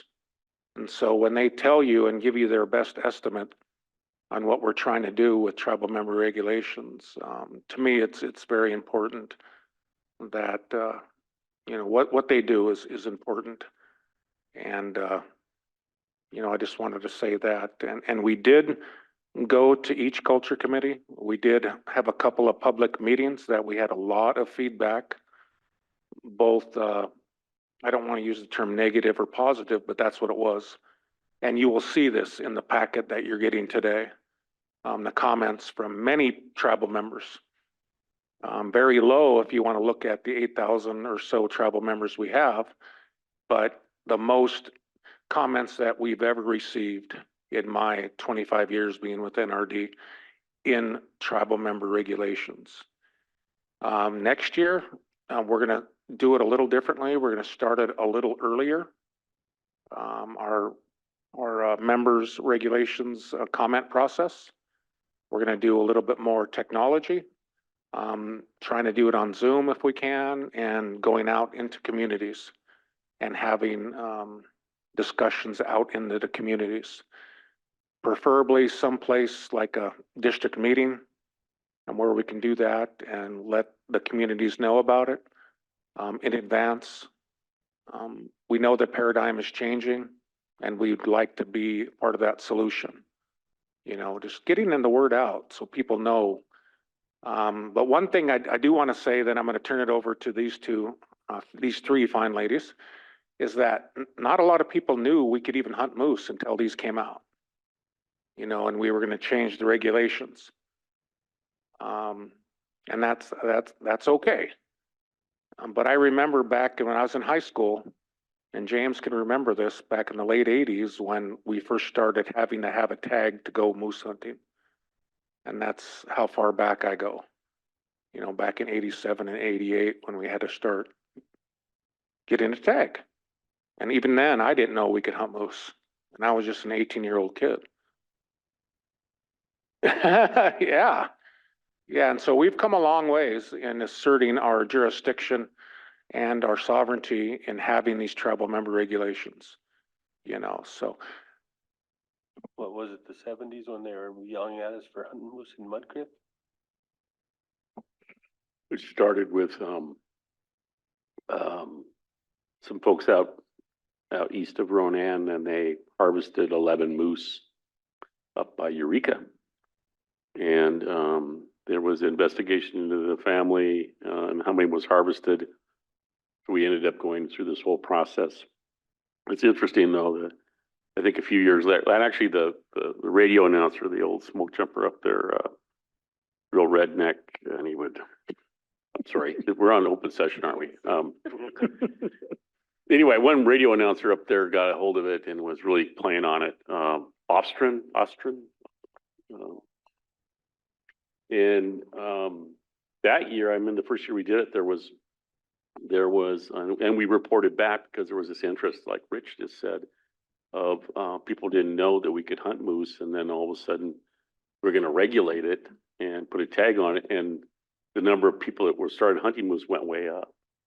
And it was interesting, but even with that, there was more moose poached Yeah. and hit by a train in this northwest district of the Kootenai National Forest than our entire harvest in the whole state that year. And again, there's probably more moose hit by cars and trains in Montana than our current harvest of moose for the entire state. Anyway. There was lots of different issues around. People reported, their moose decline was because we were over harvesting moose everywhere in the state, and that was what they were forecasting up there in the Yak and Eureka area. The last thing, Mr. Chair, is that I do want to let you know that Carrie always lets me know when there's a roadkill of a major animal, and we did lose a cow moose a couple weeks ago down near the Evero area. So that's one less cow moose we'll have next year. So if you don't mind, I'm going to turn it over to these fine ladies to go through the process with you all. So thank you. Go ahead, Len. Yeah, I've been a lot of discussions on this issue the past couple of weeks. One of the things I was wondering about, so the declining moose population has the state stepped up and did any collaboration with us to eliminate tags in their districts and in the various hunting districts in western Montana? I can answer that as far as when they did that for the 9 Mile Divide, in particular, out of Missoula. They reduced their allowable moose to 0, knowing that that was a heavy harvest area by tribal members from here. So they just stopped hunting there. That's one example. That's the only example I know, but they use the data that we send in to help think about that, knowing that they're counting our harvest to make sure it's kind of their harvest is sustainable. Is it a boat-like decision? Not at all, but it certainly helps identify what a sustainable population is for any given district. They kind of look at that, knowing that the home range of these moose is quite extensive. That's correct, or Tom is correct. And additionally, there are 2 hunting districts that border the reservation, one in the 9 Mile and one also in the Mission Mountain / Swan hunting district is closed. The state has those completely closed to state harvest. And then the Rattlesnake, which is kind of south of us, between those 2 has 1 annual tag that is state tag, and then the hunting district that borders the west and the north have 3 and 4. So they have a really low permit, and then that's kind of just reflected kind of within Northwest Montana as well, due to those low harvest numbers. And then in 2000, I believe it was 2000, the state went to an antlered harvest only in Northwest Montana, and that was due to reducing the pressure on harvest of cows because the populations were so low at that time that they did not want to contribute to the loss of cows and calves to the population. Well, further, the issue is with the climate warming, there's dramatic habitat loss and changes for moose, and then the ticks, other parasites are pretty well known in the warmer times of the year where they'll really show up on the moose. And I've seen photos of moose that are completely lost all their hair, just nothing but covered with ticks like fish scales. And so when you have that kind of issues going on, your populations are stressed. It's that kind of that on top of lack of habitat. If you go the other way around and you get a bunch of wet years in a row, we had a phenomenon one time in central Montana where we were starting to see a few moose coming into Fort Peck, in Fort Belknap in that area, which there weren't any. But it was a real wet up in the Providence up there was super wet years. And so the habitat kind of came back and moose started coming into Montana up there along the High Line. And I think that was the first year that Fort Peck or Fort Belknap actually put in the regulations allowed a harvest of a moose as the Canadian moose were coming down. But So Rich, have we addressed the loss of, habitat? Do we have any proposed restoration projects out there that we're gonna start here on the reservation to enhance moose habitat? I'll go ahead and answer that one. Glenn, currently, we don't have any habitat restoration projects, but what we do have out of our program is one of our biologists is going to be conducting a resource habitat selective or HSI index, so habitat suitability index for moose across the reservation. So she's going to be getting her master's degree, and her project is solely on moose and identifying which habitats we currently have that support and are most important for moose. And so that's kind of the place that we're starting. And then she's also going to be doing some other stuff with her program for moose and potentially moose management as well. Okay. And then kind of to build off of what Vice Chairman Tom was mentioning earlier is wildfire is another contributing factor to the decline of moose in northwestern Montana. And you can definitely see the impacts just of the wildfires we've had locally of, 2 of the 3 wildlife management units that we have not detected moose in the last 2 years, 3 years now, are all that have seen wildfire in the last 5 years. So it takes about 13, 16 years for an area that has heavy wildfire to rejuvenate enough to sustain moose populations year round.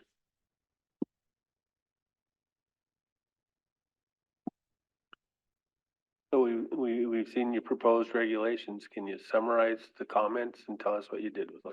We've got a whole presentation ready for you. do it. Okay, everybody. I'm going to start by introducing Sadie Fisher. She is our new permit agent for the division. And so Sadie will be working on these types of projects with us in the future. And we hope to have her with us for a long time. Right now, she's doing a lot of database building and it's going to be a huge help to us.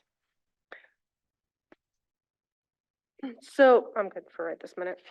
So we're gonna start on page 90, but I do want to call your attention to page 102. And that was our public comment summary report for this year's member regulation updates. So hopefully everybody's seen that. We were able to take every verbal public comment that we received in addition to the written public comments. And we summarized those in the tables that were attached. We don't need to scan through all those because that's a very extensive table.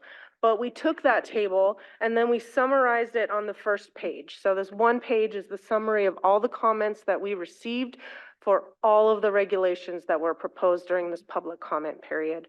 I'm going to go over the 44D regulations, and then Carrie will go over the moose and other special hunt updates. So for the 44D regulations, we had 3 comments pertaining to general changes in addition to another 11 comments. And just quickly to tell you about them without moving to those pages, we had a comment about Lick Cave and people being able to access that or not.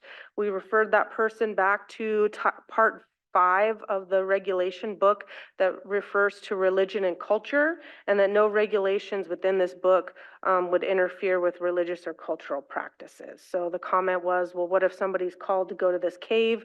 This regulation doesn't preclude somebody's cultural or spiritual right to go to the cave. I'll come back to the ashes one when we get to that. People talked a lot about mountain goats. Those were not in the regulations at this time, but people would like to see some, us to address the fact that mountain goats are still not able to be hunted. Honestly, we do flights for those, and climate change, fires, those are all still impacts on those species, and they have not recovered to a point where we would recommend hunting them at this time, though they are not in the regulation for conversation this year. So those were the main things. Per the last time I came, we ended up voting on each individual change. So I'm gonna go through those as quickly as possible. If we could get votes. I think that a couple of them will be combined. And if you don't like how that's going, then we can readjust that. We're going to go to page 91, please. And the first section is going to be on the American bullfrogs, and we have proposed to have a bullfrog take. We approved it for the non-member regulation, and we're bringing it up for the members as well so that everybody can have an opportunity to help us control this non-native species and harvest them as much as possible. Their legs, I believe they're the frog that people eat for frog legs. That's the frog. And I believe that's why they were. The book Cannery Row? The Great Frog Hunt?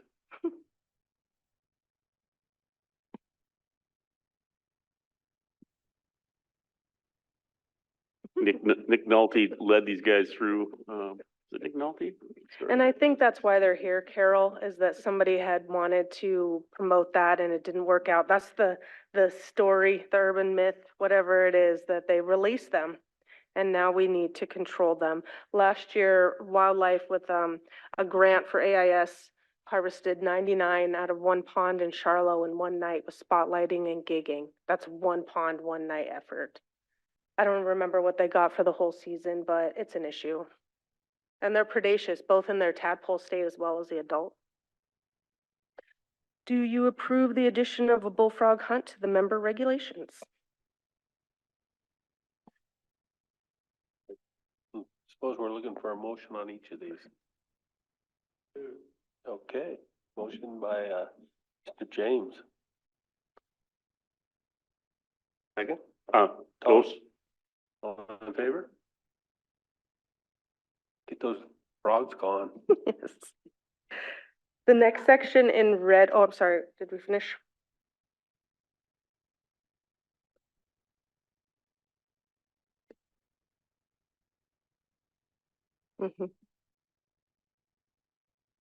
We will, especially with the change. It would be like reasonable to put out means of take and don't kill boreal toads. You know, like what? They're doing what? So I think it's lump. It was 1983 that we documented the first bullfrog on the Flathead River when we were electrofishing in the evening down by Perma. Yeah, whatever.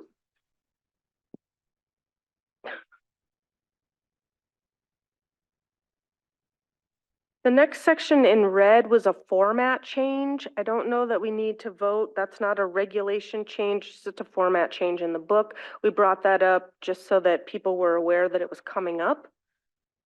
We're going to go down to, oh, Carrie's already got it visible. Section 2, elk hunting in the Ferry Basin. This will be a vote section. We have asked to add to section C that hunters must have a bull or either sex tag for the Ferry Basin WMU if they take a branched antler bull or bull with antlers greater than 8 inches. And we also recommend to have a harvested elk and big game tested for chronic wasting disease before consumption. We put out our CWD guidelines. So you could vote for those together or vote for those separately. I'm proposing together. Motion. Go ahead, Tom. So I gotta ask this question because I think some of the comments were, why are we having any Ferry Basin continued elk restrictions? Yeah, and that's something that has come up for discussion. You know, initially the Ferry Basin was designated to be, you know, wildlife or habitat refuge for elk. And there were substantially fewer numbers at that time. And so it was pointed out, well, we have now successfully, you know, a larger population in there. And so why is the hunting season still there? So from our program wildlife standpoint, you know, one of the concerns now with the 1,200 elk during the winter in Ferry Basin is that we are really and have really been encouraging our tribal member hunters to harvest cows out of there and not bulls. And so, you know, we really would like to keep the permitting in place for now to really encourage and turn hunters' attention to cow harvest out of that area. We're afraid that if we remove the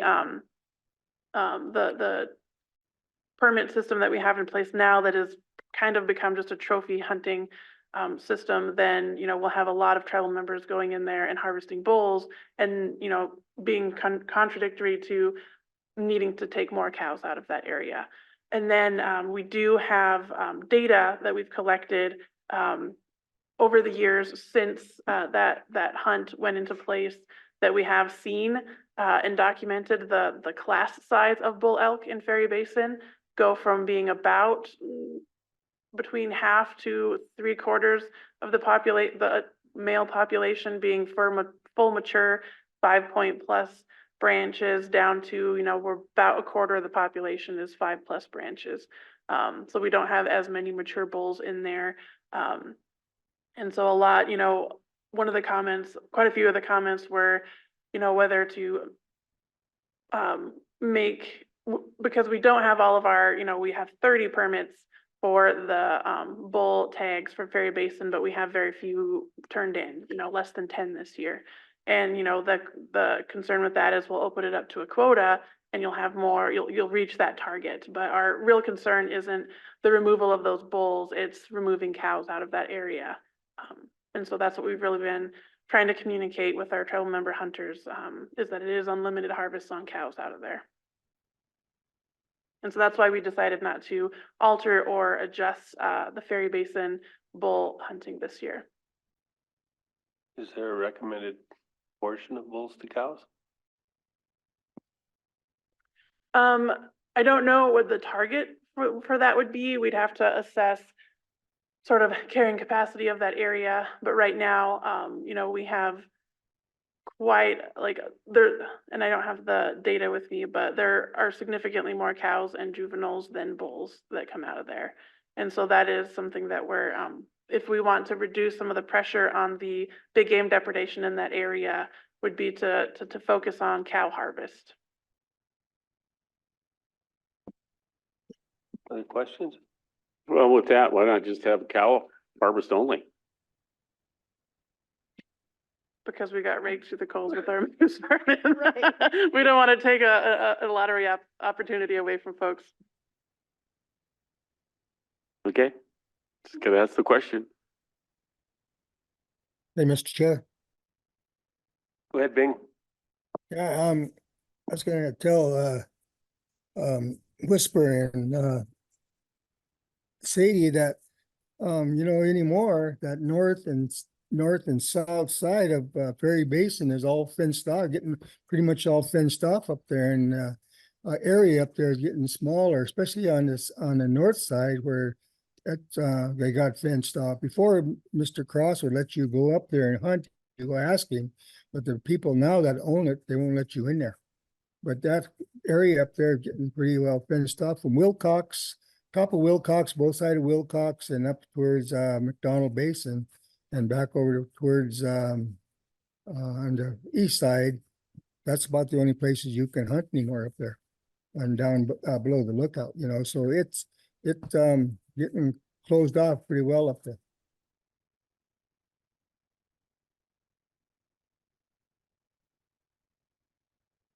I'll definitely make note of that for sure.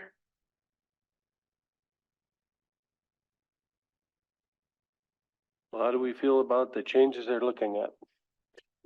I would make the motion on this one. Motion by Tom. Is there a second?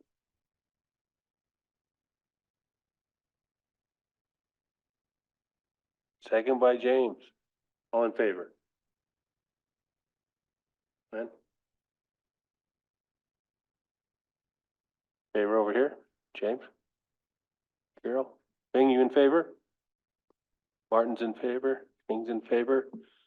So that's 1, 2, 3, 4, 5. 7 in favor and 1 opposed, Lynn. So motion carries.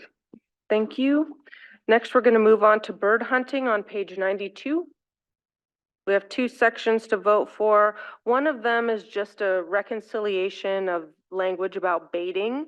It's so the section in red is so that we can have our regulations align with the state regulations on baiting migratory birds, so that when the wardens are out there, that they're all have the same regulation that they're going off of, not some people have this regulation, some people have this regulation. It's just to reconcile so that it's all the same. So that's the first one. They may not be hunted by the aid of baiting on or over the baited area when you know or reasonably should know that the area is or has been baited. Baiting is direct or indirect placing of the types of bait. A baited area is an area which salt grain or other feeds have been exposed, deposited, distributed, or scattered. The second section would be decontaminate waders and decoys before transporting gear to a new wetland area. Be sure to clean all debris and dry equipment to prevent the spread of AIS. Those would go together. Remarks, questions? We okay with this one? Motion by Danielle. Second by Tom, all in favor? And Martin, unanimous.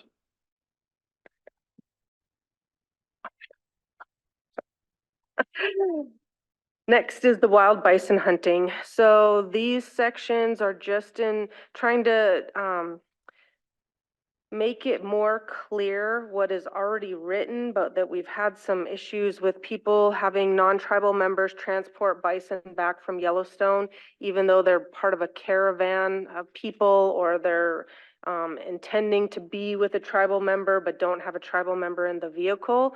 So it's already written this way. We're just trying to clean it up, saying that non-members may only help the transported down bison while they are accompanied by the permitted tribal member. Therefore, a tribal member cannot send a down bison back to the reservation with a non-member if the tribal member remains in Yellowstone. And then the second section refers to the bison that were down by the Flathead River and people wanted to go shoot them. We are noting that there are no known wild populations of bison within the reservation. Privately owned bison at large are not legal take within the reservation boundaries of the reservations unless coordinated by the owner.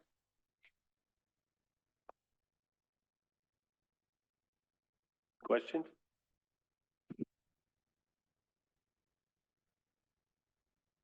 I think private guys should take care of their own bison. Make sure they're fenced in.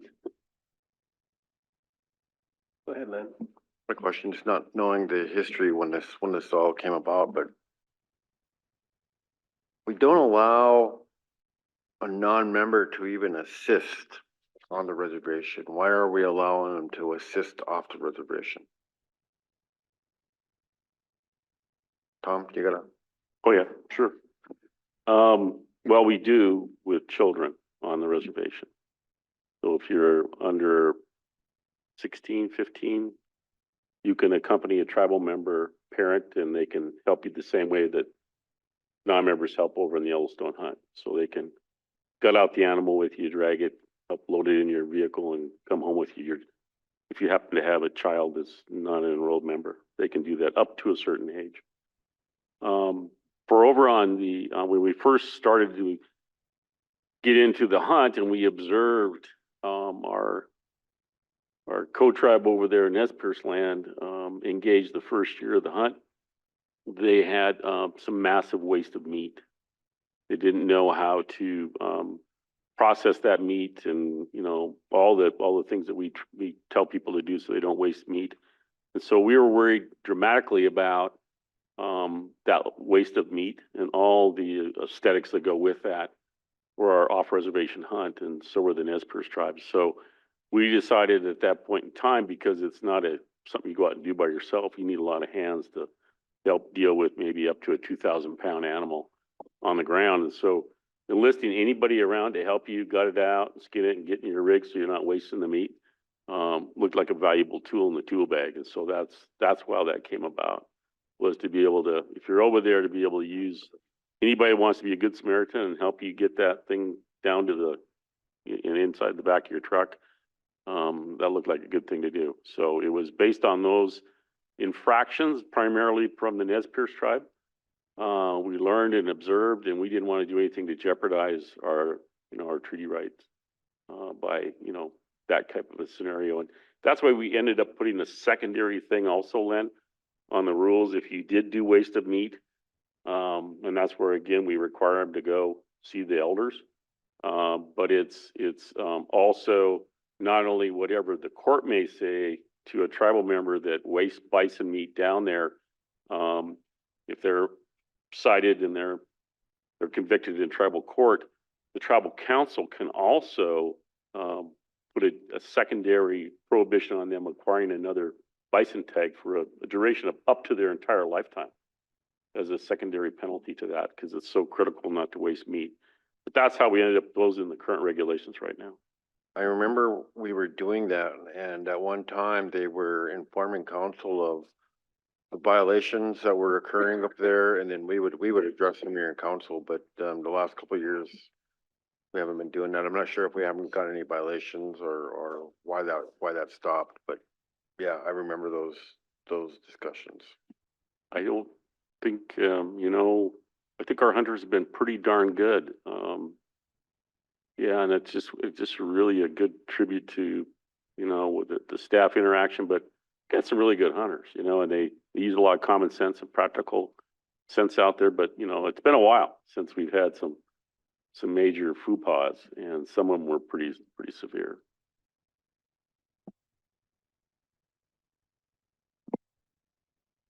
Go ahead, Danielle. Would, the purple section there, part B, would that be a place where we could input privately owned bison, cannot be hunted for sport? Within the reservation boundaries? I think that because they're livestock, they're owned by people, but if the tribal member, and this came up at one other time when there was a loose bison, and the owner was contacted and they said, if the tribal member wants to pay me what the value of that bison is, they can go shoot that bison. So because it's property, if the tribal member said they wanted it, they could give that guy the $2,000 and then go shoot and process that bison on tribal land. We haven't actually had anybody be willing to pay because there's other options for meat, but I think we'd have to do that in coordination with game wardens or something. I guess maybe not because it's private property. The call would be somebody shooting bison and then we'd investigate and put it together. So I don't know. Livestock laws, I'm sure, probably cover and protect those guys. Go ahead, Tom. So based on your language here on the purple, you don't consider the bison range bison wild? We consider them a conservation herd, and they are as wild as they can possibly be and very genetically diverse. They are not open to hunting. I would entertain a motion on this. Motion. Motion by Tom. Second. Anybody? James? All in favor? Okay, Looks like unanimous.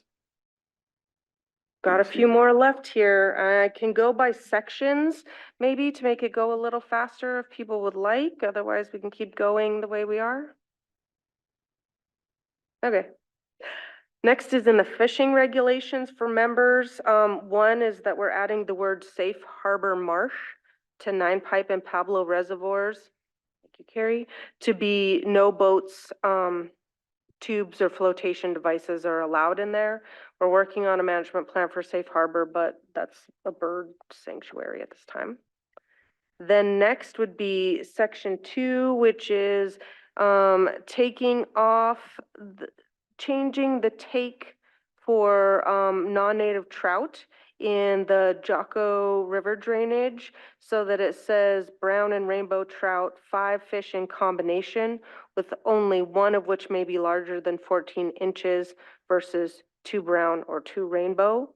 And that recommendation holds as well for the Flathead River, allowing for brown and rainbow trout, 5 fish in combination, with only one being larger than 14 inches, and that it's catch and release only for cutthroat trout.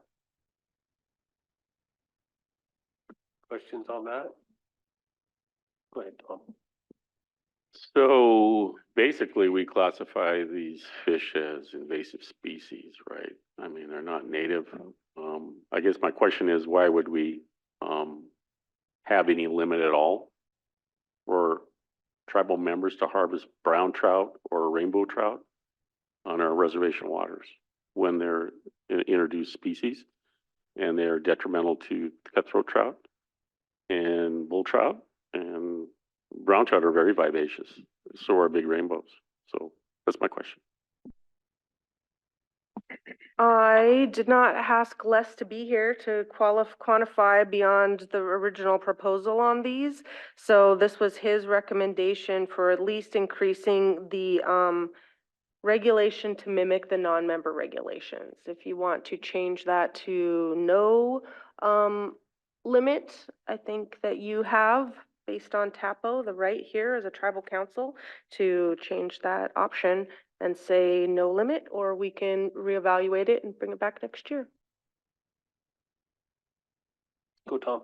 Well, I would recommend we make it consistent with Flathead Lake lake trout fishing. I don't have a limit on how many lake trout I can catch as a tribal member of Flathead Lake, but non-members do have a limit. And I don't think that's a good idea either. But so it's not consistent there. If it's not consistent there, why would it be? I would just say lift it. Sounded like Lynn agreed with that. Danielle? James? Carol? Looks like the consensus here is to lift the limits on tribal members taking the invasive species.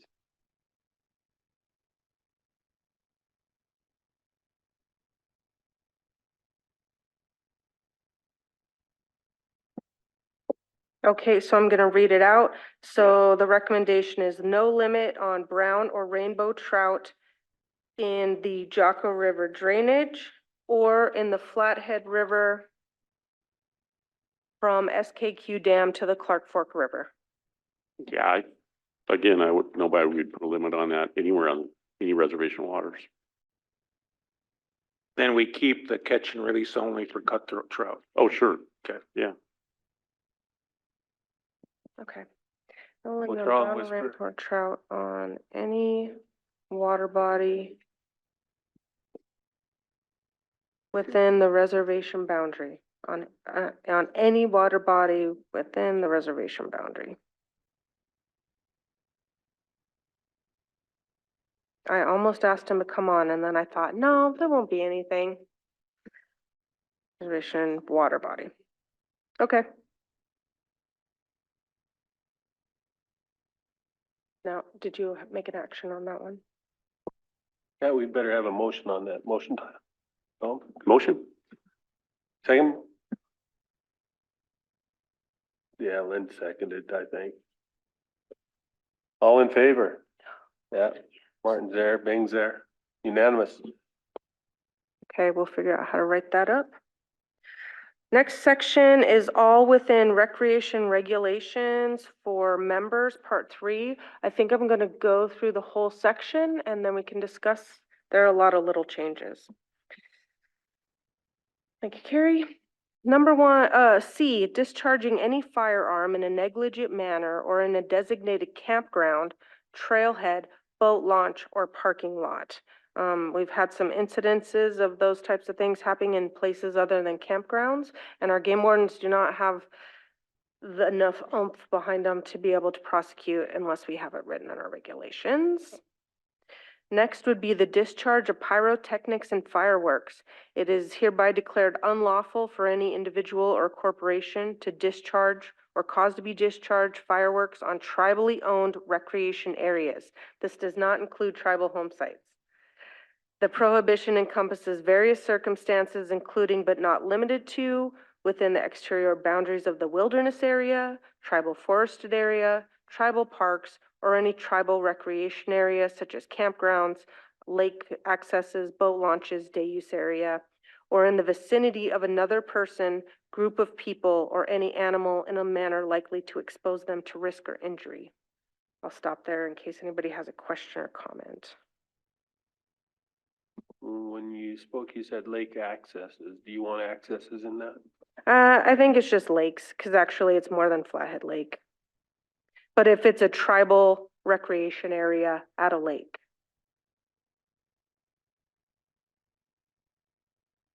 Okay, I'm gonna keep going then. Section H, then 1, we're adding the term "and conservation" to wildlife habitat mitigation and conservation areas. That is just to add that some of those properties are named differently so that there's less confusion. Section O, the Ferry Basin Wildlife Management Unit is closed to antler, head, and horn collecting from January 1st through April 30th of each year to minimize disturbance on big game winter range. Next, human disturbance is a major cause of decline in cave-dwelling bats. This is the section where we're asking for specifically Lick Cave to be closed for recreational activity from November 1st to April 1st to protect their annual hibernaculum. And that anyone visiting a cave must thoroughly clean and decontaminate their cave gear and clothing to limit the spread of white nose syndrome. I can provide a bit of info on that one, the T and U there. Lick Cave is the one that we coordinate with Fish, Wildlife and Parks every year on testing for white nose syndrome. So I brought in those results earlier this year. And so that's a cave where we were able to notice and detect throughout the years from doing that and surveying that annually for white nose syndrome, that we had seen a decline in bat use of the site, and then also conjunction with an increase in human activity during winter months, climbing up and into that cave. And what I understand is there was a geocache there, and we were able to get the geocache people to remove that as a location. So people are visiting that area. It's a destination, if you can find it. Go ahead, Len. Thank you, Mr. Chairman. I have a question on the previous issue regarding, antler collecting. Mhm. So the fee lands located within the Ferry Basin Wildlife Management Area. If we have non-members that are caught with antlers, do our game wardens have the authority to confiscate those? If they're within the reservation boundary, then we do, I would think, because If it's they're on closed fee lands or, and it's within own Ferry property? Basin, and if they're within Ferry Basin, on their own property. Is that what you're fee saying? lands, it doesn't have to be their own property, it's just fee lands. I guess I'm not sure about that. Tom, do you have a comment on fee lands within Ferry Basin where people are, like the guy that owns the property down below? Well, I think we would, do our due diligence and investigate whether or not that was a harvest they or not. actually got it. And if that's the case, then of course that we would prosecute them to the fullest extent under the either state law or tribal law or both. But possession of an antler on private property is a little bit more sketchy. That's a little bit more, I don't know, I've referred to John, but I think we'd have a little bit more harder time dealing with that one. On Yeah. private property. The complaints that I've been receiving from some of the membership is, during that time of the year when it's closed, we have, non-members getting out there on four-wheelers and collecting these antlers. And, I would like us to address that and figure out how we can,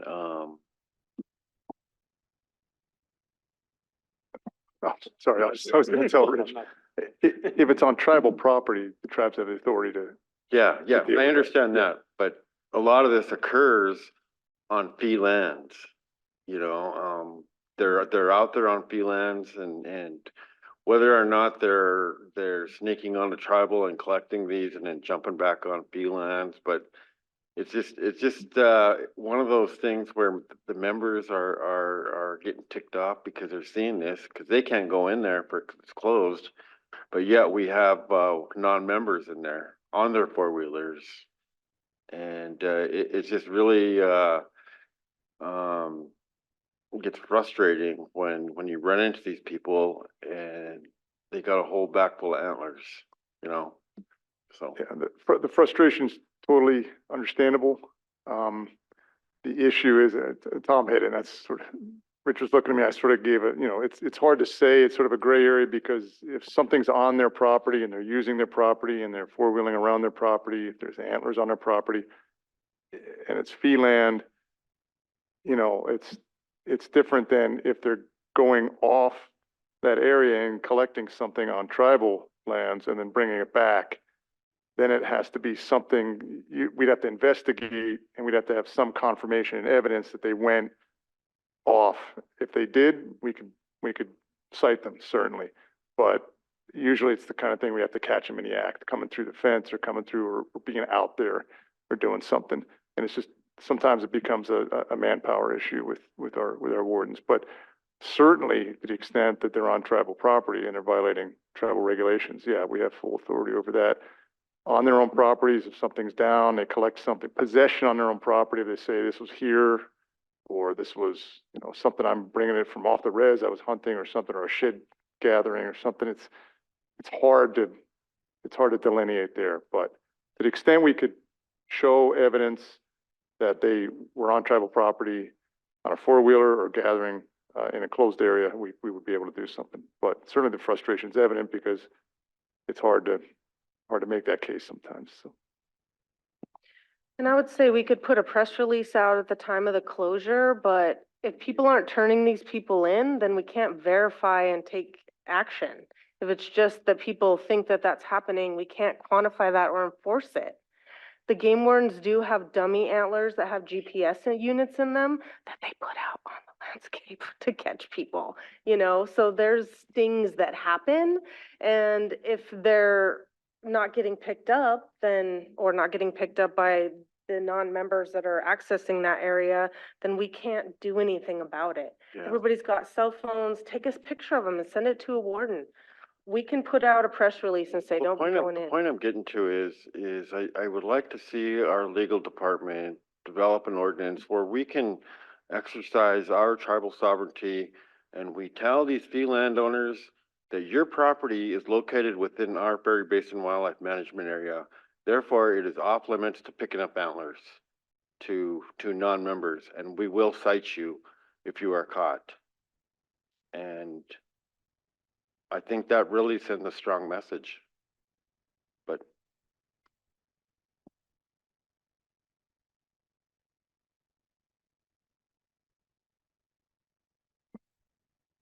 Anybody have other questions on what is section, are we looking at here, section 3? I'm almost there. I got couple more, and then we can vote on the section. Okay, the cave, cleaning after the cave.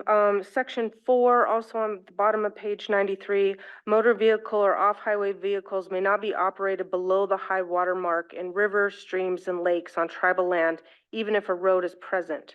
The only exceptions to the regulation would be man-made bodies of water where established roads are present, such as St. Mary's Lake, Lone Pine Reservoir, Mission Dam, Lower Crow.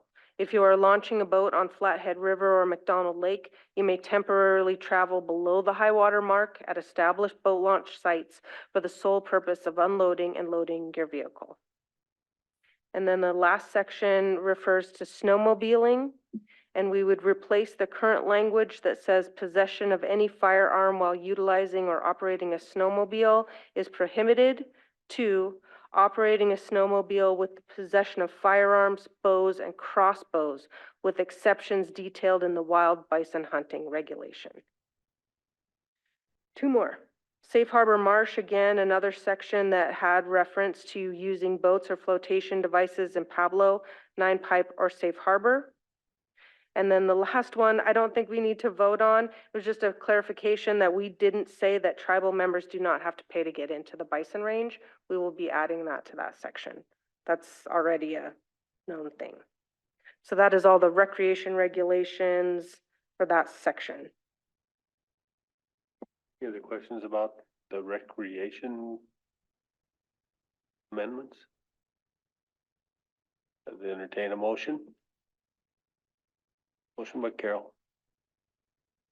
Second by Danielle. All in favor?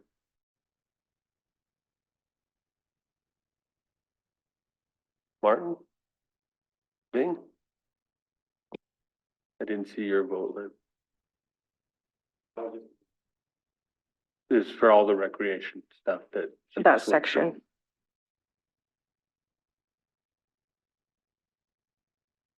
Okay, one against. Lynn.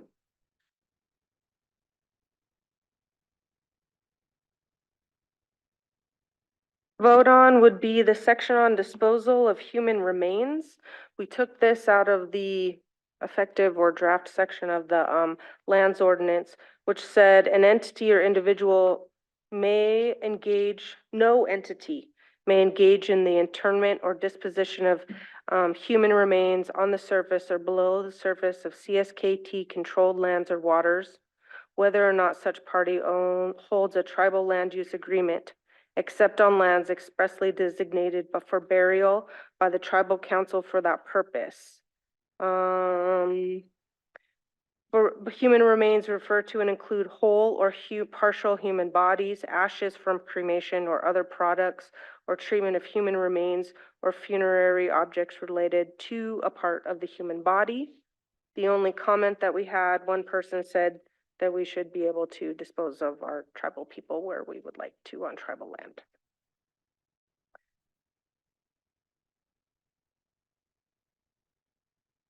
Questions or thoughts?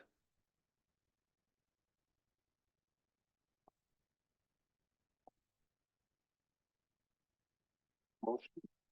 Well, just a question, this is already existing in the lands ordinance, It's in the land. so it's just a repeat.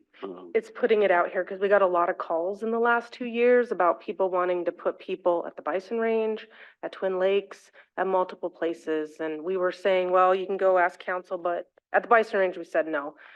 Then we read the lands ordinance and saw that it says no. So Go ahead, Danielle. Thank you, Mr. Chair. Culture and religion, is that titled right for this section? I can see religious aspects, but I don't really see a big cultural aspect in that. that is what the section is already titled. So we just left that title as culture and religion. I think that the next section down refers to American Indian Religious Freedom Act. So we kind of kept that.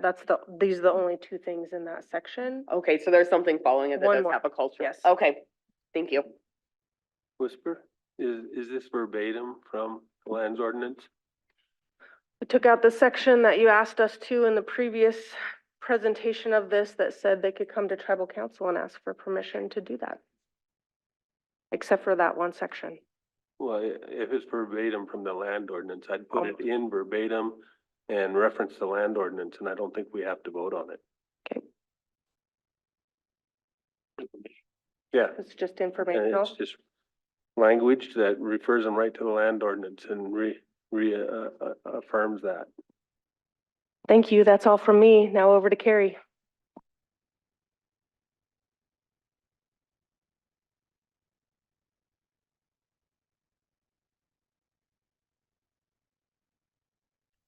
All right, so we'll switch gears a little bit, and now we're going to go over the individual special hunt regulations. What page are we? We are looking at page 97 in your council packets. And so we're just going through each of the individual special hunt regulations. So for the 2024 Little Money and Camas Bighorn Sheep regulations, the only changes were dates, 2024, from 2023 to 2024. And so I'll need a vote on that one.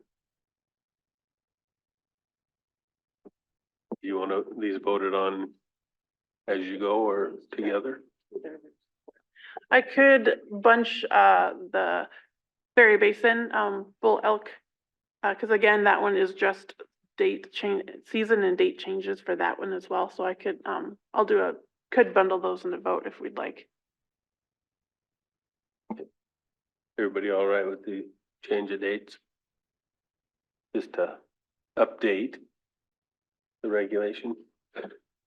Mr. Chair, Go ahead, Tom. no, I want to stay in 23. I just like it better. You got back to 77. Yeah. The 80s, baby. It's Rich's favorite time. No, no problem. Motion by Tom. Second by Danielle. All in favor? Mr. Chair, Go ahead, Bing. what was the date on the ending for that elk hunt in Ferry Basin?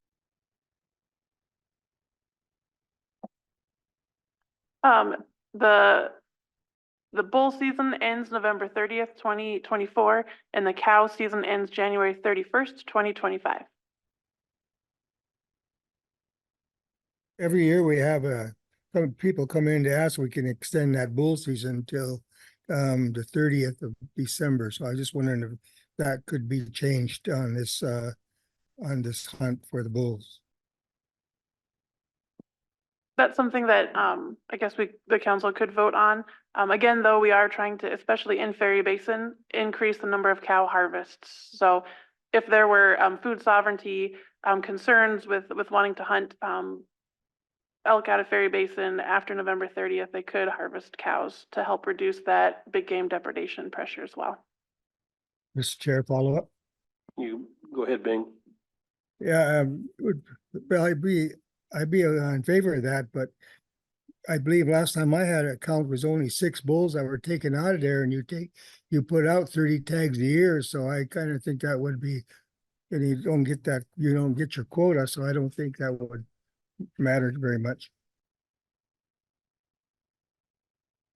I do remember that we had extended it after the fact at least once. I do know that. Go ahead, Len. What was the population count in Berry Basin last year and what is it this year? They're about the same. It was like 1,200 or 1,100, almost 1,200 last year, and it was just over 1,200, I believe, this year. Elk, just elk.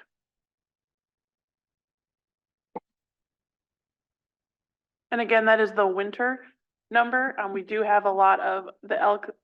The resident herd in Ferry Basin is smaller. The winter counts account for all of the elk that migrate from off the reservation that take refuge within the Ferry Basin Management Unit during the winter, and then they disperse during the summer. So it is a bit lower during the summer. But we don't do our counts during the summer. We do them during the winter when it's easier to follow tracks and get that heat register with the infrared system on the snow and the colder ground. Go ahead, Tom. Thank you, Mr. Chair. And thank you, Bing, for bringing up the month extension that usually comes up every year. I guess I'm more inclined to say we should extend it a month because of the longer seasons we have. It's like a paradigm shift that's out there. And, you gotta take Bing's comment as far as, well, it's a low harvest level. We never hit our quota. If we never hit our quota, then, and of course, you're still hunting elk. So the disturbance factor of the elk herd is still there because you're taking females. So I don't really see any real risk myself to extend that a month, but at least try it for a year or two and see what happens. You gonna amend your motion? Can I? You can. We're talking about December, end of December, extend the season for the Ferry Basin elk bulls from September 1st to December 31st. Need a second, Danielle? All in favor? Just barely unanimous.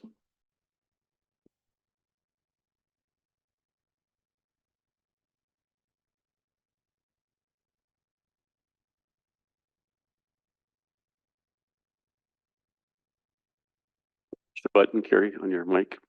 Oh, sorry about that. The next voting item is and I guess I could have grouped this with the last one, gray wolf hunting zone or hunting seasons for trapping. And again, those are just date and season changes of the year. And then we also lined out our wolf trapping instruction class. We put those dates out there as well so that folks can have that as soon as possible to plan for those. Carrie, question, Ed, the wolf packs on the reservation, do we have any collars on them, and is our staff tracking them? Yes, so we currently have 2 collars out in different packs. We do have about 9, possibly 10 established packs with about 35 to 40 resident wolves. Which when we did our wolf management plan in 2012, I believe, I think it was written in 11, passed in 12. There were 8 established packs with 25 to 30 wolves at that time. So we have been able to maintain kind of a stable population with our current regulations. Okay.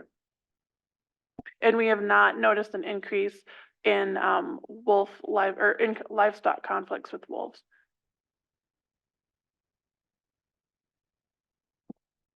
Carrie, can you tell me what the wolves are eating?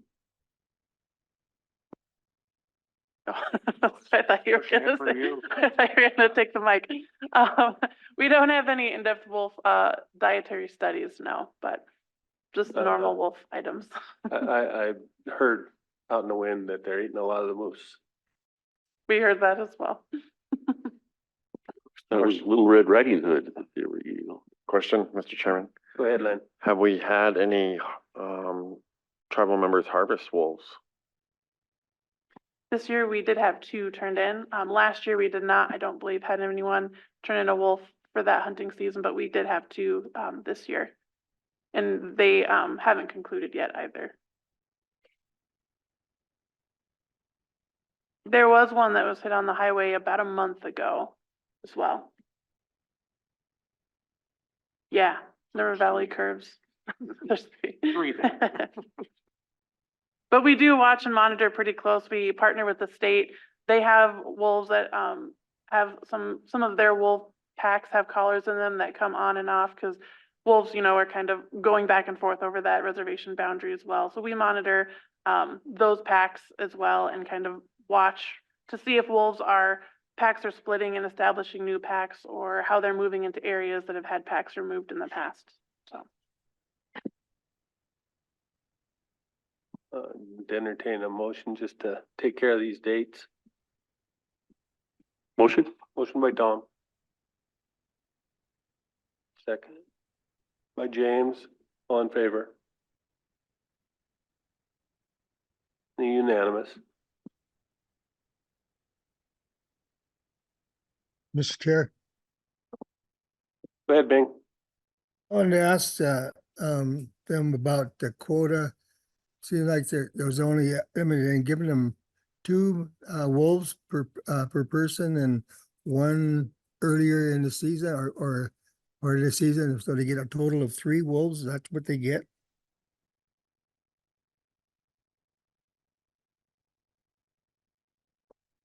Yeah, if I remember, if I'm hearing your question correctly, you're wondering how many wolves per hunter there is, and it's a 2 wolf per hunter until a maximum of 10 are filled in those different hunting zones.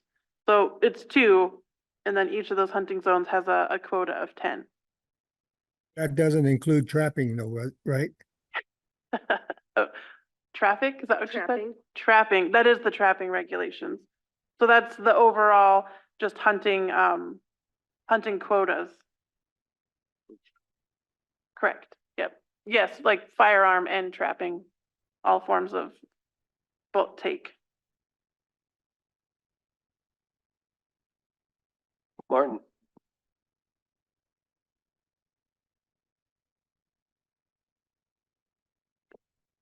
Are you there, Martin? You have a hand up. I was gonna make a motion last time and sorry, I forgot the order. I couldn't quite tell. You said something about making the motion.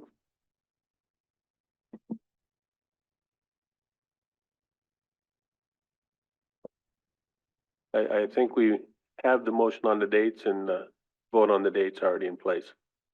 So we're moving on. All right, So then the last voting item we have is the moose harvest regulations. And so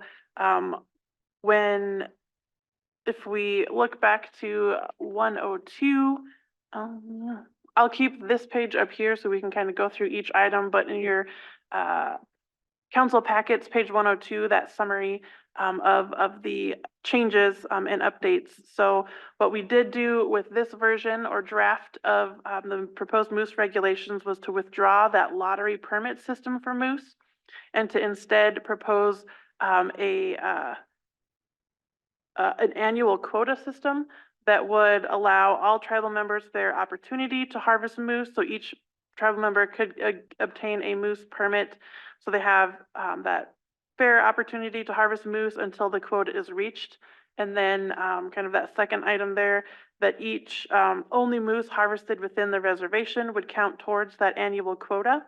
And then once that annual quota, which kind of similarly to how we come after our counts with bighorn sheep and set that quota with council, we would come with our harvest or our population counts for moose and look at our kind of trends and then use that to assess and set that annual quota with you guys each year. And so once that quota is met within the reservation harvests, then the season would be closed to moose hunting within the reservation. However, off-harvest reservation would continue until the season closes. So that would be the first sort of item that we would vote on. And then the second would be, or a separate voting item would be to propose a hunting season. Currently, it goes from January 1st to December 31st, but we would propose September 1st to March 31st season each year. Yes, Okay, that's so correct. We had a typo. It's September 1, 2024 to March 31st, 2025. Good catch. Questions?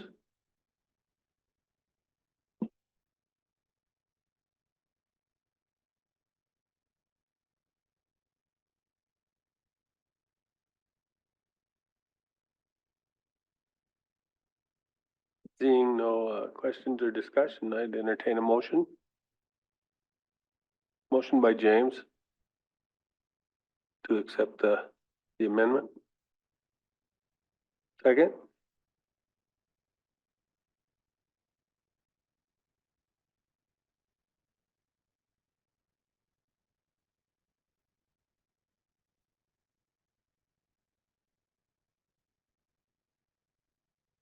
If we don't establish this amendment, what do we have?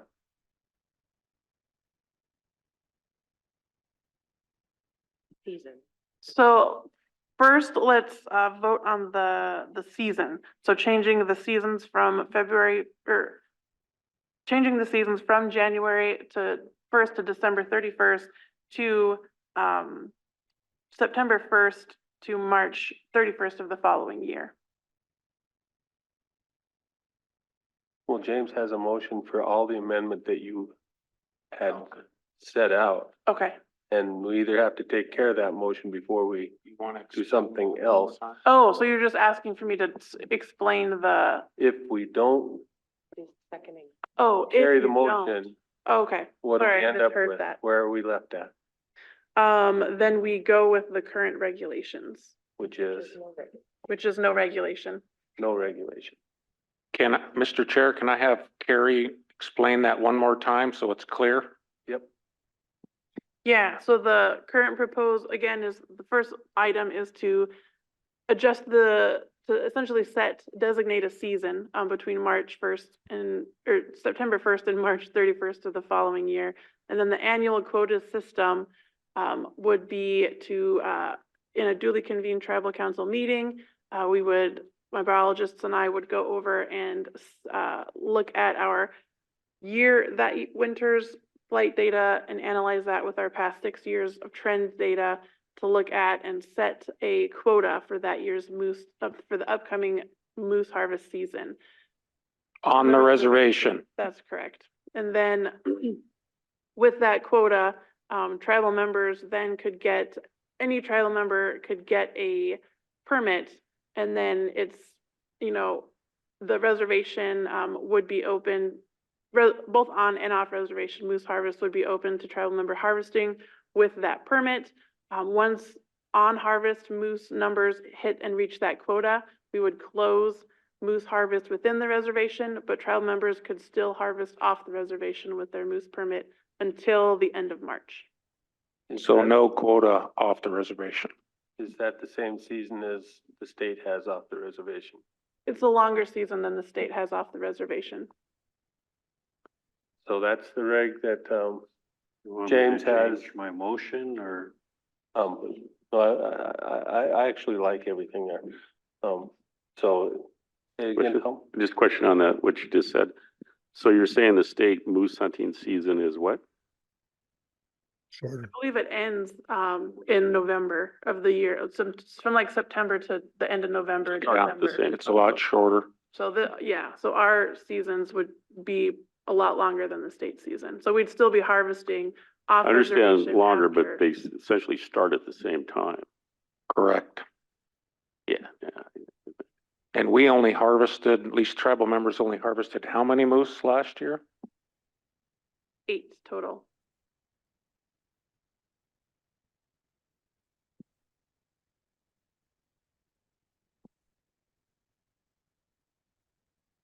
Yeah, so like Just the season? based off of the last few years, the quota would probably be 10 to 15 we don't moose get it that we that would big, yeah. end up setting. And we haven't hit that in probably the last 3 or 4 years of harvest opportunities. And again, these regulations and the institution of a quota, especially within the within reservation quota, would be to protect the moose that we have here on the reservation. I'll ask again, is there a second to James's motion to accept that regulation that Carrie has outlined?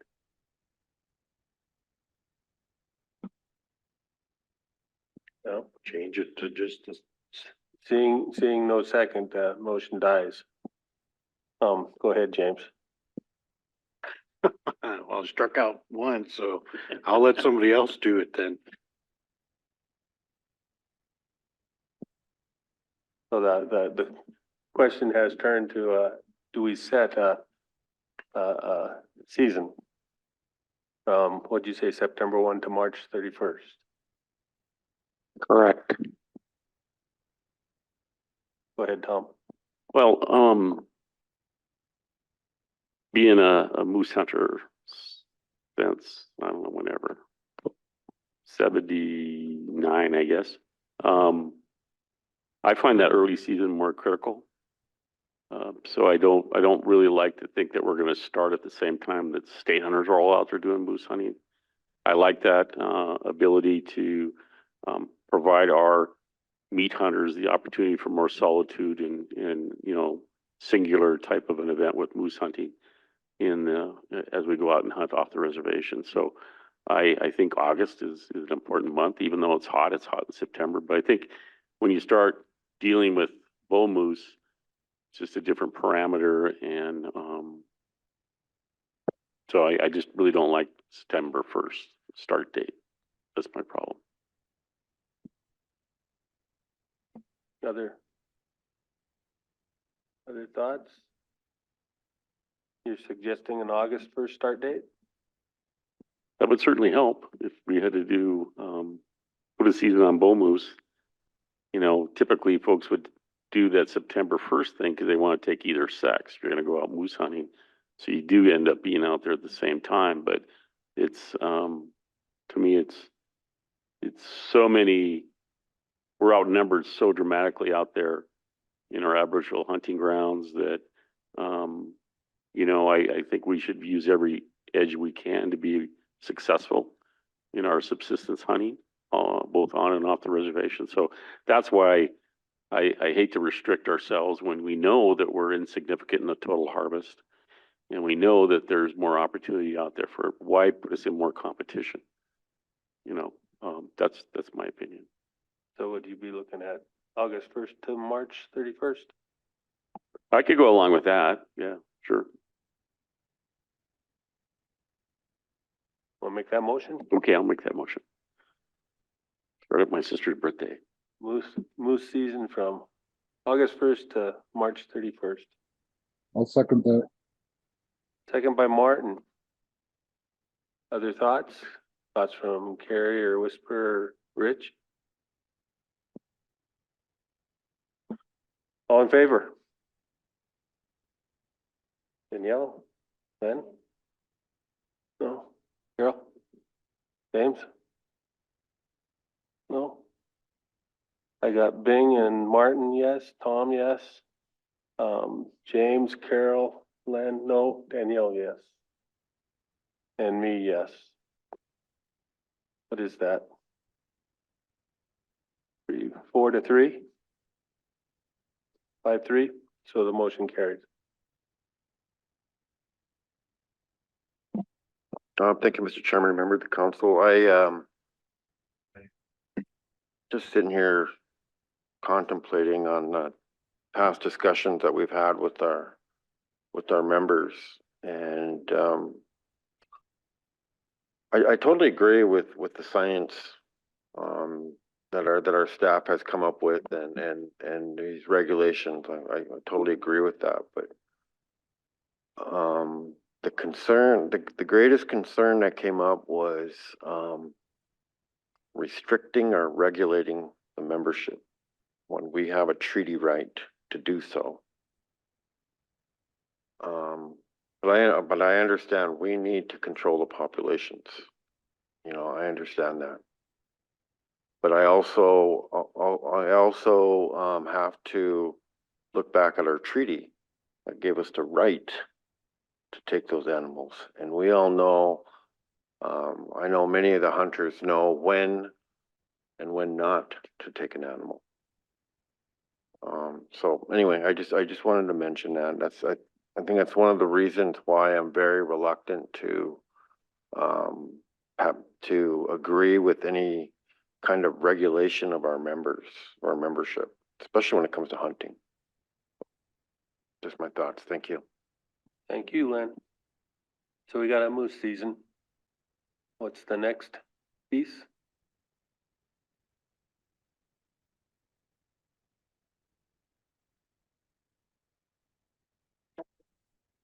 No, if there's no quota passed, then none of these other changes matter. Don't know that there's not a quota passed until we ask. I thought that died the last time. Sorry. No, the entire. Oh, do I have to bring it up list again? died. Oh, okay. So then the last item of voting then would be to institute a quota system for on-reservation harvesting with an unlimited quota for off-reservation harvesting within that season. Any thoughts on actually establishing quota? Go ahead, Tom. So, yeah, you know, I'm of course comfortable with knowing that we have to have a sustainable harvest of any wildlife population. If we're looking to restore it or increase it, then that means you can be more restrictive. But my concerns would be is why would we not recognize the issue off the reservation too in our Aboriginal territories? So if we're harvesting in an area that in Wisdom or someplace like that and the population is just tanked and declined, why wouldn't we say that we wouldn't in a specific area like you're saying for the reservation also restrict that harvest down there in that area? I don't know why we would pick one over the other. If we're gonna, you know, go beyond the quota right now is however many people get a moose tag.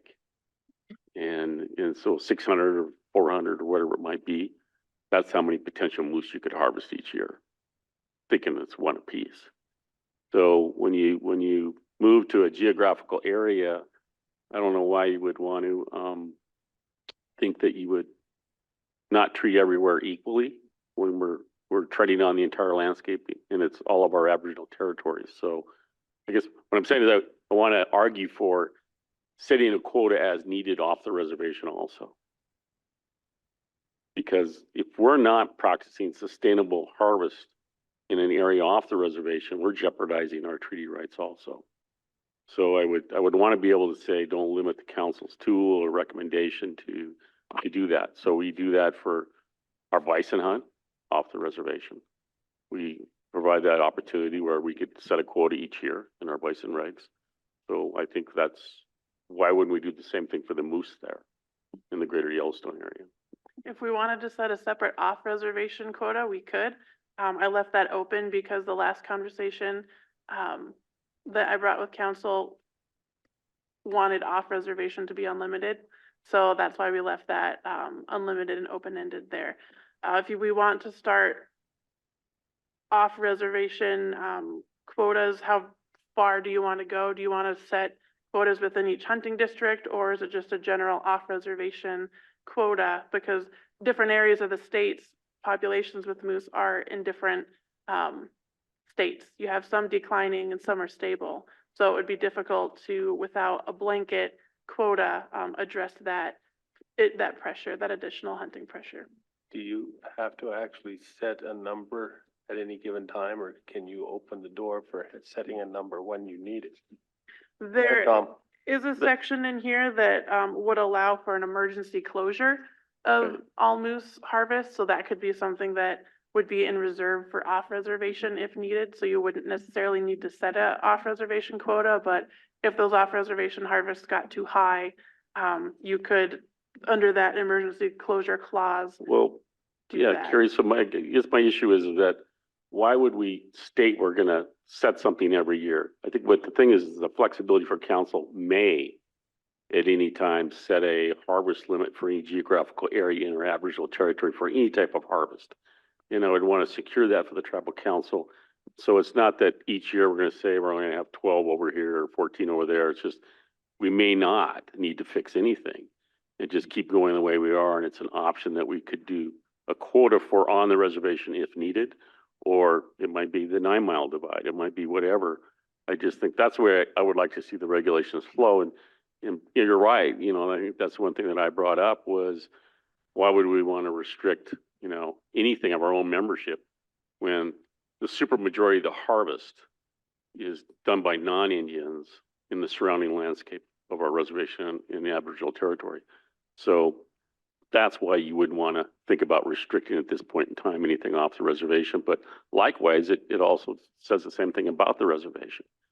So I think we have to be very careful on restricting, in this particular case, moose hunting, because it's so close to our people, and saying that, you know, we are going to only issue 12 tags for the reservation. If we said something like that, we have to be very careful, and our diligence has to be at the highest level.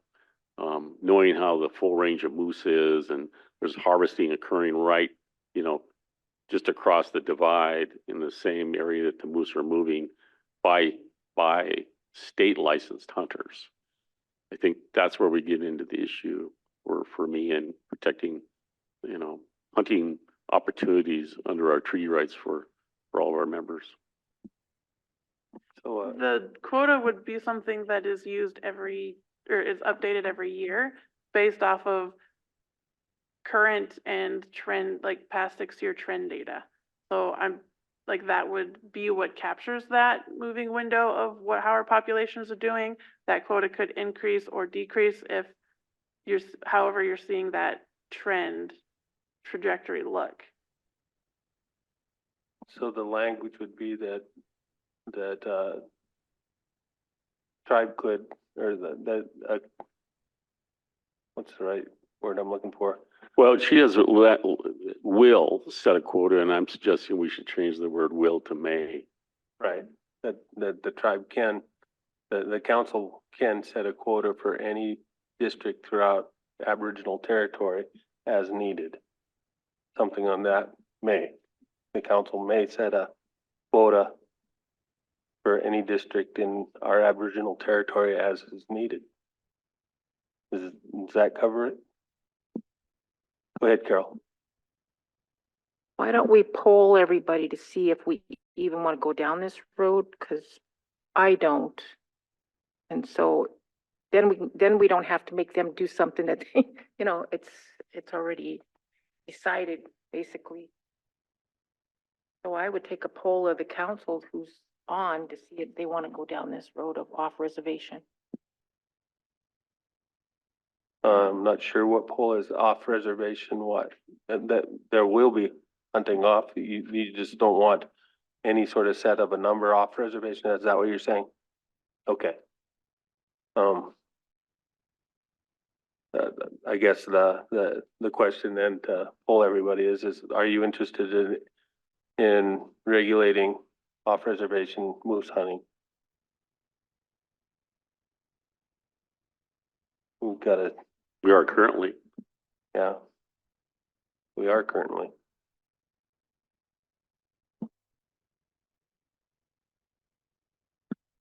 There is in the fact that it's, you only are entitled to one permit per year. That is a de facto quota. That number of how many historically we get tags issued for moose, 400 to 600. And we only harvested 8 last year. So if the state's harvesting 800 moose over the entire state, then our maximum hunt numbers don't even exceed their quota. It'd be lucky if we got to half their quota. No, sorry.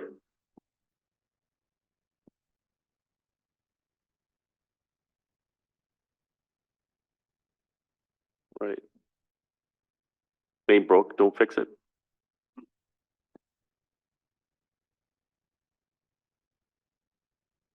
Other thoughts?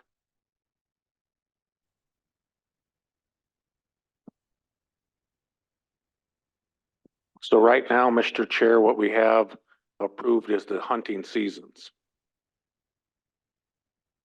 And last year we harvested 8 moose total. So far this year, we have 1 vitality of a moose. Most tribal members get a moose tag. It's a animal of opportunity. A few go out specifically for moose. I haven't for 20 years. Got my fill. But this kind of rejuvenated me that I might go out again. I doubt it, because I know where the population is going, but I hear what you're saying. Because frankly, we feel the same way about limiting ourselves. We do. Go ahead, Tom. Yeah, thank you, Mr. Chair. So yeah, right now we've approved for the first time in the history a bull moose season. We've always had a cow moose season. And we were contemplating to set a quota for harvesting moose within the exterior boundaries of the reservation based on your annual survey data. And that we didn't want to restrict anything above the current harvest off the reservation. And that's where we were at with that. I'm just not sure if I'm just not there yet. You personally, I'm like Carol, to say that I would want to, at this point, treat the reservation landscape any different than off the reservation for our moose hunting. Maybe we just need a little bit more data, a little bit more study.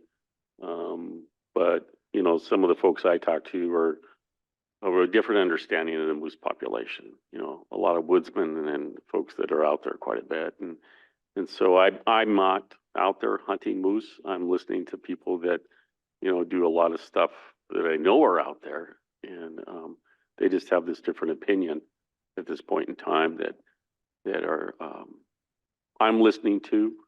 And so I think the balance is here that we passed a bull moose season for the first time, but maybe we're not quite there for setting a quota without additional information for the next year. Other thoughts? Doesn't look like we'll get a motion for a quota.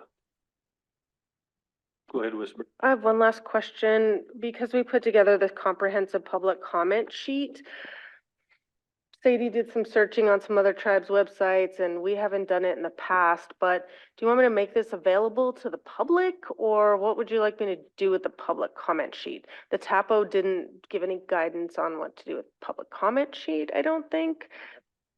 Do you want these public, I mean, they're public comments. Do they become public, or are they just part of the record? They're in the council minutes, I guess. Well, they're definitely public. John, you got any good advice?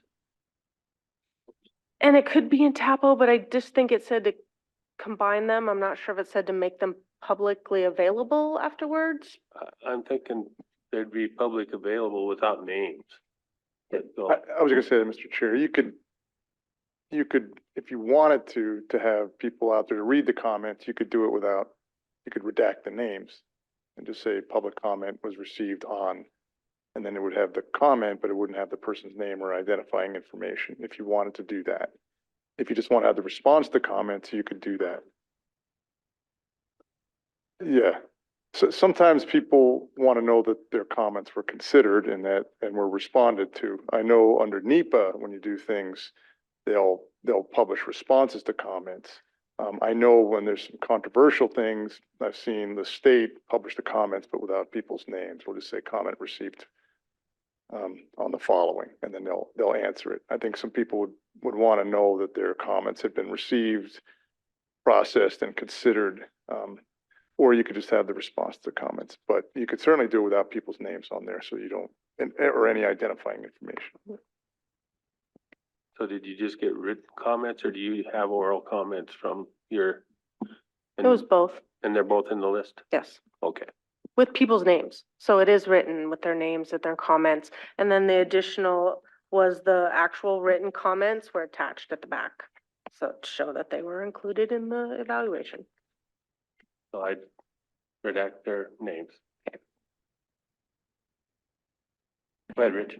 In closing, at least for me, in the future, I would like to entertain our wildlife program coming back and actually showing you how we do our moose population counts in the winter, because it really opened my eyes on what they do. It's more than just flying and counting. You don't count by hand. It's really, to me, exciting, and the technology that's there on how we do it is really, really cool. So again, these guys are top notch. But we heard you loud and clear, and we do empathize because we're tribal members too. And we understand everything that was said today, loud and clear. So that's it. Thank you. Mr. Chair, Okay, hold on. Beng's got a question. thank you, Mr. Chair. Say, Rich, is that tribal member, can they, after they get one moose, can they go back and get another permit to get another one? Yes, that's available to them, but they have to come to the tribal council and get approval for another moose permit. I did that like 20 years ago, but I never was successful that second time. I shot one for Tom too when we were out shooting. He missed. I got it. Well, thank you, Rich. Thanks, Bing. Thank you, ladies. Thank you, guys.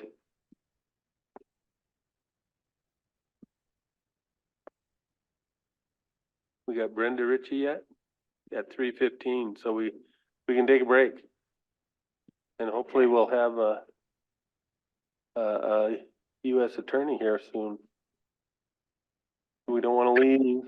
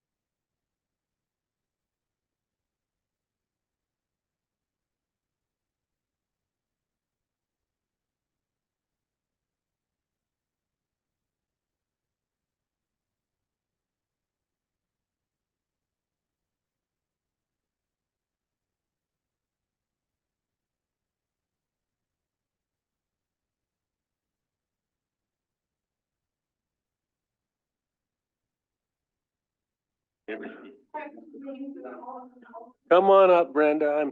I'm sorry. We do have a double booking today that's kind of important to us. And so well, please do.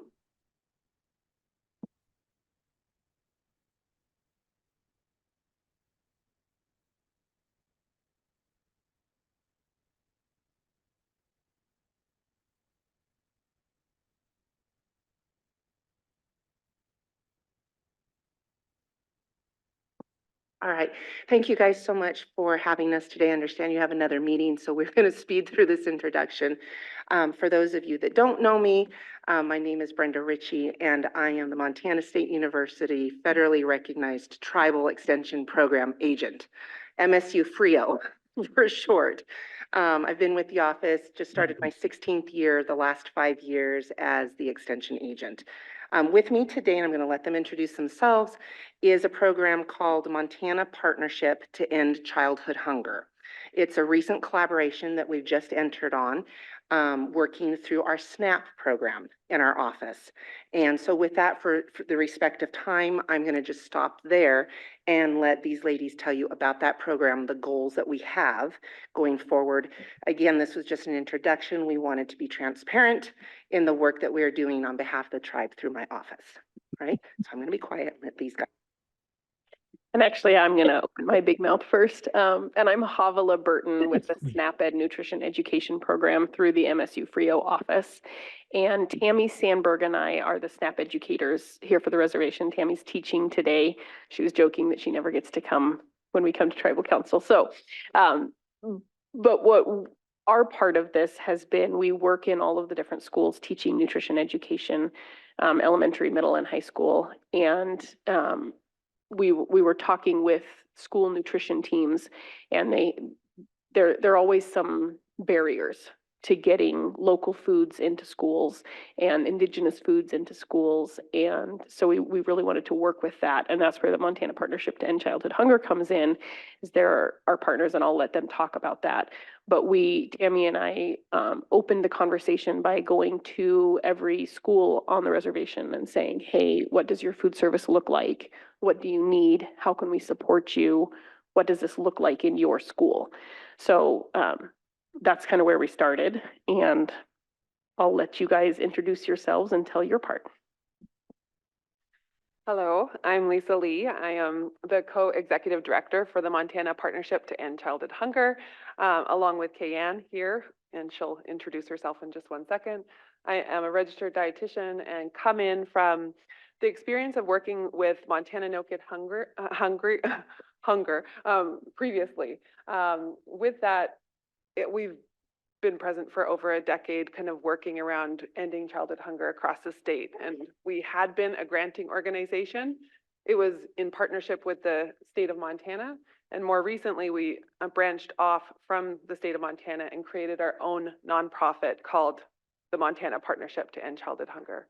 So that's how we came to be. And we have a lot of experience in working with granting, but also schools. So schools have become this nutrition hub, and we've seen it all across the entire state where, you know, especially in the rural communities, it's hard and very expensive to access healthy food.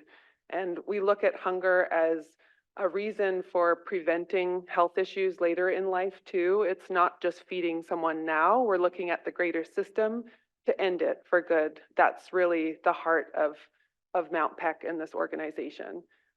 So looking at schools and how much they do, so much rides on their school meal program, right? And for those professionals to be supported, they're often coming in with no experience and expected to do these massive jobs and give our kids the best food possible. Yet their budgets are this big.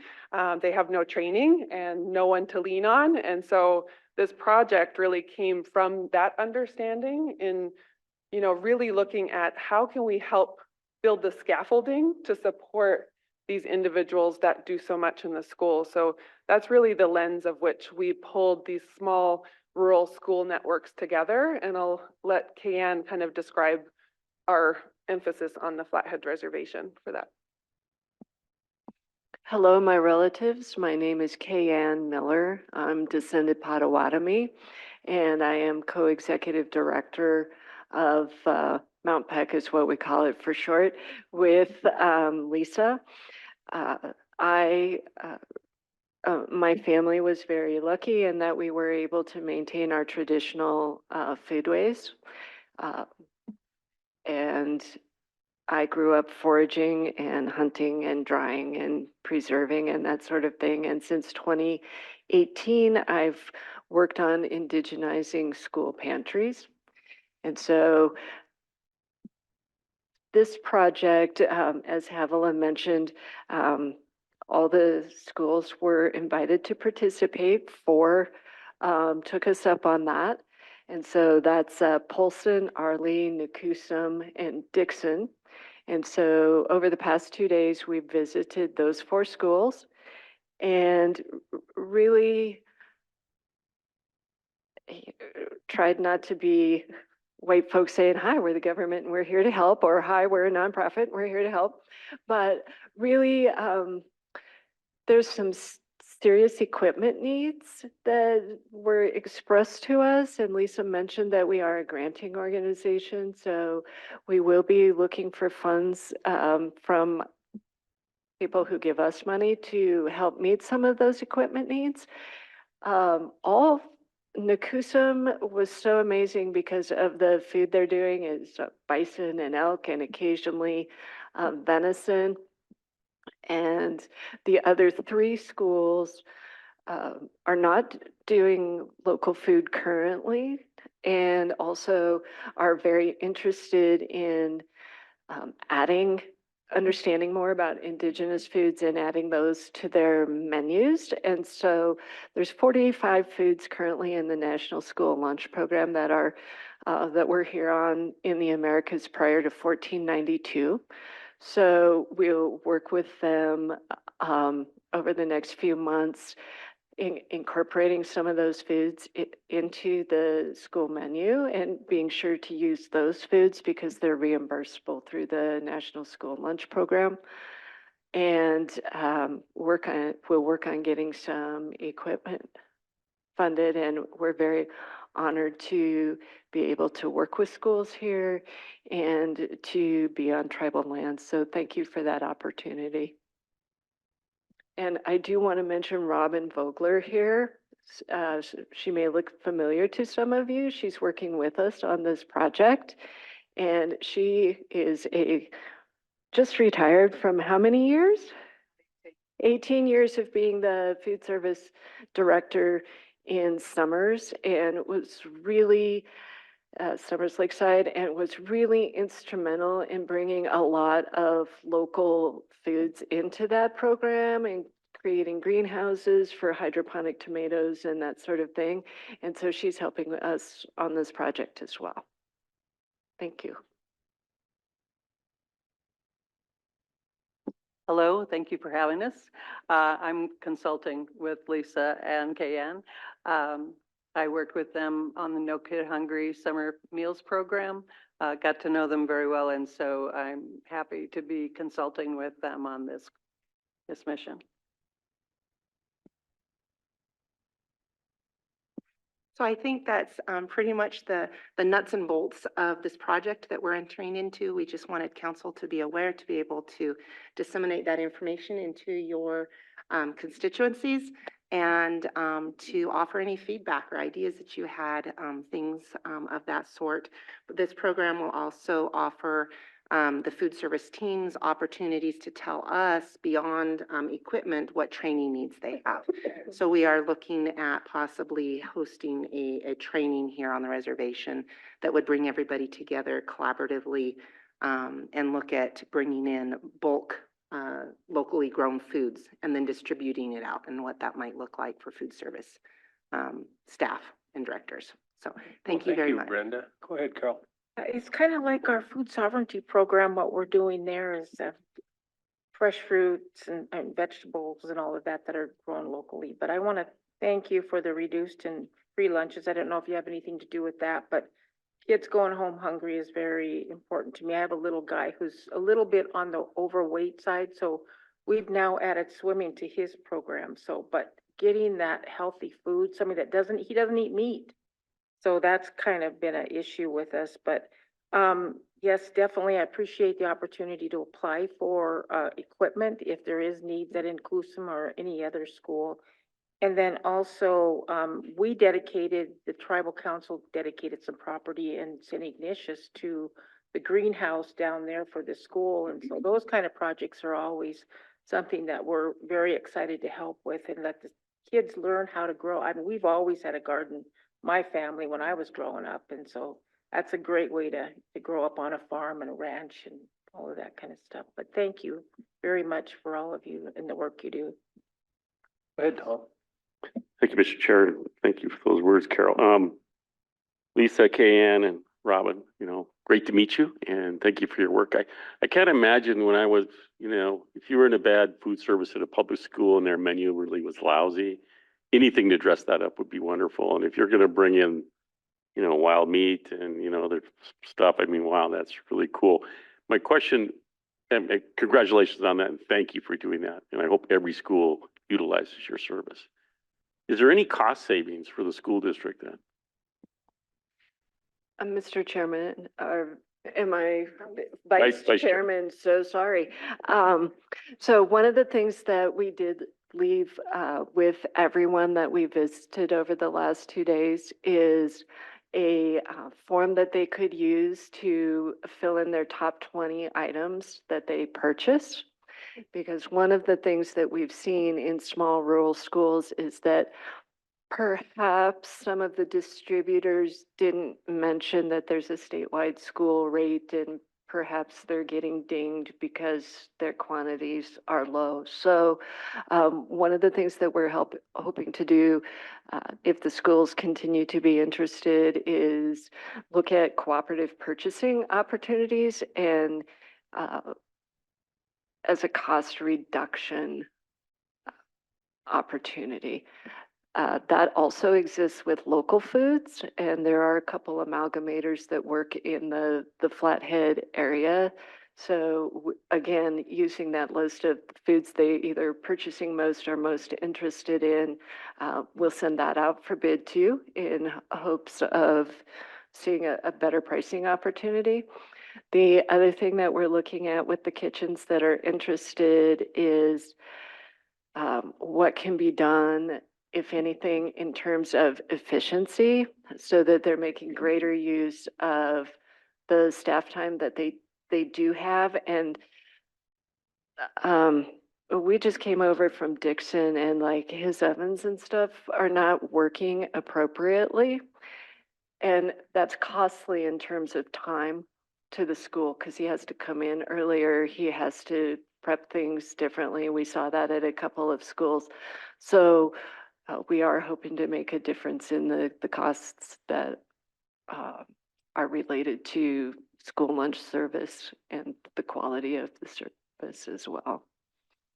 Go ahead, Tom. Yeah, well, I just, again, and Carol mentioned this a little bit, but I want to enhance this. It's so important. The food that kids get at school, whether it's the breakfast, it's the main meal, or it's a summer feed program. I mean, my goodness, I know so many people that's their only meals that they get. And to have it to be healthy foods and native foods, on top of that, teaches them something else too. And anyway, thank you. Thank you for your work. We've also noticed that there's been a lot of research over the last 5 years about not only the role of food in things like diabetes, which has gotten a lot more attention longer. But over the last 5 to, I would say, 7 years, we've seen a growing amount of research about the role of food in mental health and also in suicide ideation attempts and completion. And so we're really excited to be able to encourage and support the use of local foods and indigenous foods that are not highly processed, that are not ultra processed, because we believe that makes a difference not only to school performance and kids' physical health, but to mental health as well. Good, James. Thank you, Mr. Chairman. It seemed like it's kind of, some schools went from, making everything basically homemade to where it moved to more processed type of food. What has been your experience in terms of seeing some of that has, moving away from that process to more homemade sort of type of foods? I mean, growing up, going to school in Harley in particular, you could smell the bread baking every day, in the morning. And lunch was exciting except for the canned spinach. And I don't understand that, but yeah, but that was another kind of a trauma for me at school because the principal would sit at the thing and make you eat it. You had to eat it. And you stood right there and you had to, so I don't like, 'cause now fresh spinach, I'm like, what is this stuff? I had no clue that spinach could taste good out that wasn't put in a can. So anyway, sorry for that, but just a question in that regard, what's been your experience in that regard? Thanks for your question, Mr. Steele Jr. We share your frustration, and that's why we're here. And it's really hard watching schools reverse or not know the path forward to begin how to scratch cook. And part of it's education and training in the kitchen and just skills. And then part of it's just not having the infrastructure in the kitchens or the storage or whatever that looks like for them. For the ones that revert, it tends to be that the staff turns over in some way. And unfortunately, since COVID, a lot of the lunch ladies, that's typical term for it. Although Nakusim has a male and that's wonderful. Yes, but unfortunately with COVID, they tended to be older adults that filled those positions, and it is a physically demanding job. And through COVID, they served so many meals, so many of them left their post. We've now seen in this year, 50% of those food service directors actually stayed with their positions, and the other 50 are brand new. So it's a steep learning curve in trying to teach those skills. However, we can do it. And that's why we're trying to kind of prove with small cohorts and getting them together of schools that are smaller, like you can do this and they can lean on each other for support. And then we have the added layer with Havilah and Tammy here doing SNAP education and providing support to the school nutrition professionals themselves. So it's kind of a beautiful coming together, but at the same time, we can layer in other programs like Harvest of the Month that teach kids in the classroom about agriculture and where their food comes from. So they get education and then they can start seeing it in the lunchroom, which is, that what you want to see in a school. Mr. Chair, follow up. Go ahead, James. I'm sorry, ladies, I have to go. Thank you, Mr. Chair. Thank you, Mr. Chair. I had a idea. Why can't we get a Merrill or one of those, maybe Martha Stewart, I don't know, but to come and say, hey, let's do a little contest, get all these cooks from all these schools and say, hey, let's give you some ideas and bring all these kids in here and let them taste test all this food. I mean, I asked my granddaughter how the food was and her words were, it sucks, Papa, it sucks. I'm like, what do you mean it sucks? There's nothing good at, no, there's nothing good. This is a 5-year-old, 6-year-old. Well, she's 10 now, but kids will tell you straight up what the food tastes like. What's the food like at school? It sucks, Papa. Yeah. And then I talked to other little grandkids. Yeah, they're not. Yeah. Anyway, that's just random. Thank you, James.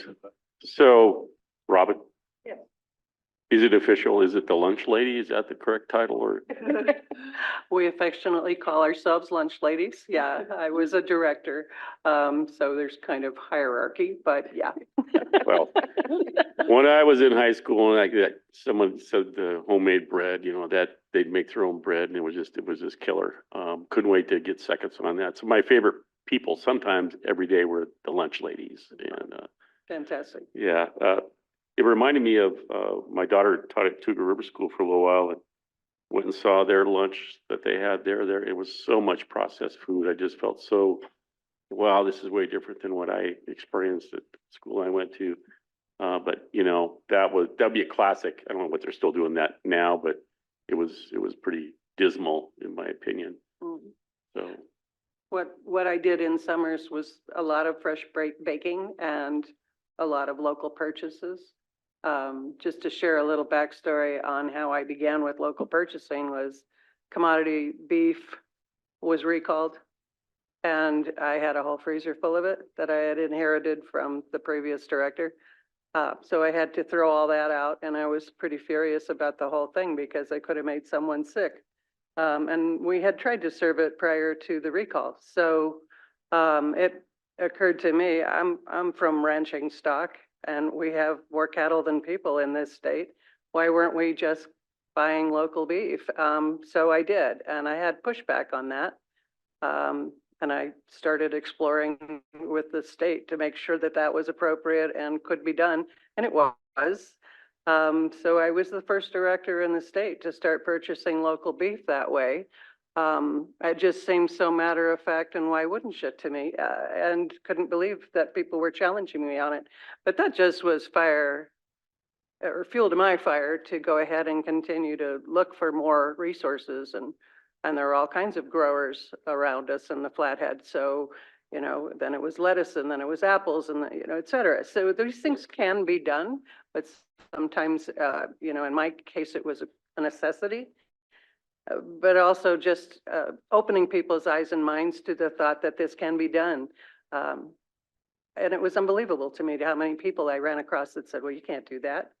And say, well, where do you think your zucchini comes from? You know, or the beef in the refrigerator at the grocery store was grown somewhere. You know, how is this different? That's how I approached it. So just getting more and more locally grown foods, and the kids caught on, and we had a really successful program. The woman that I left the program to is doing it also. So yeah, it's just educating people. well, thank you for coming in, and Thanks. super meeting you. Thank you for the opportunity. Keep up the good work.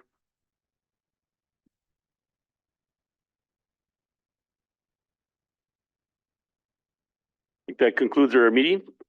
We will adjourn.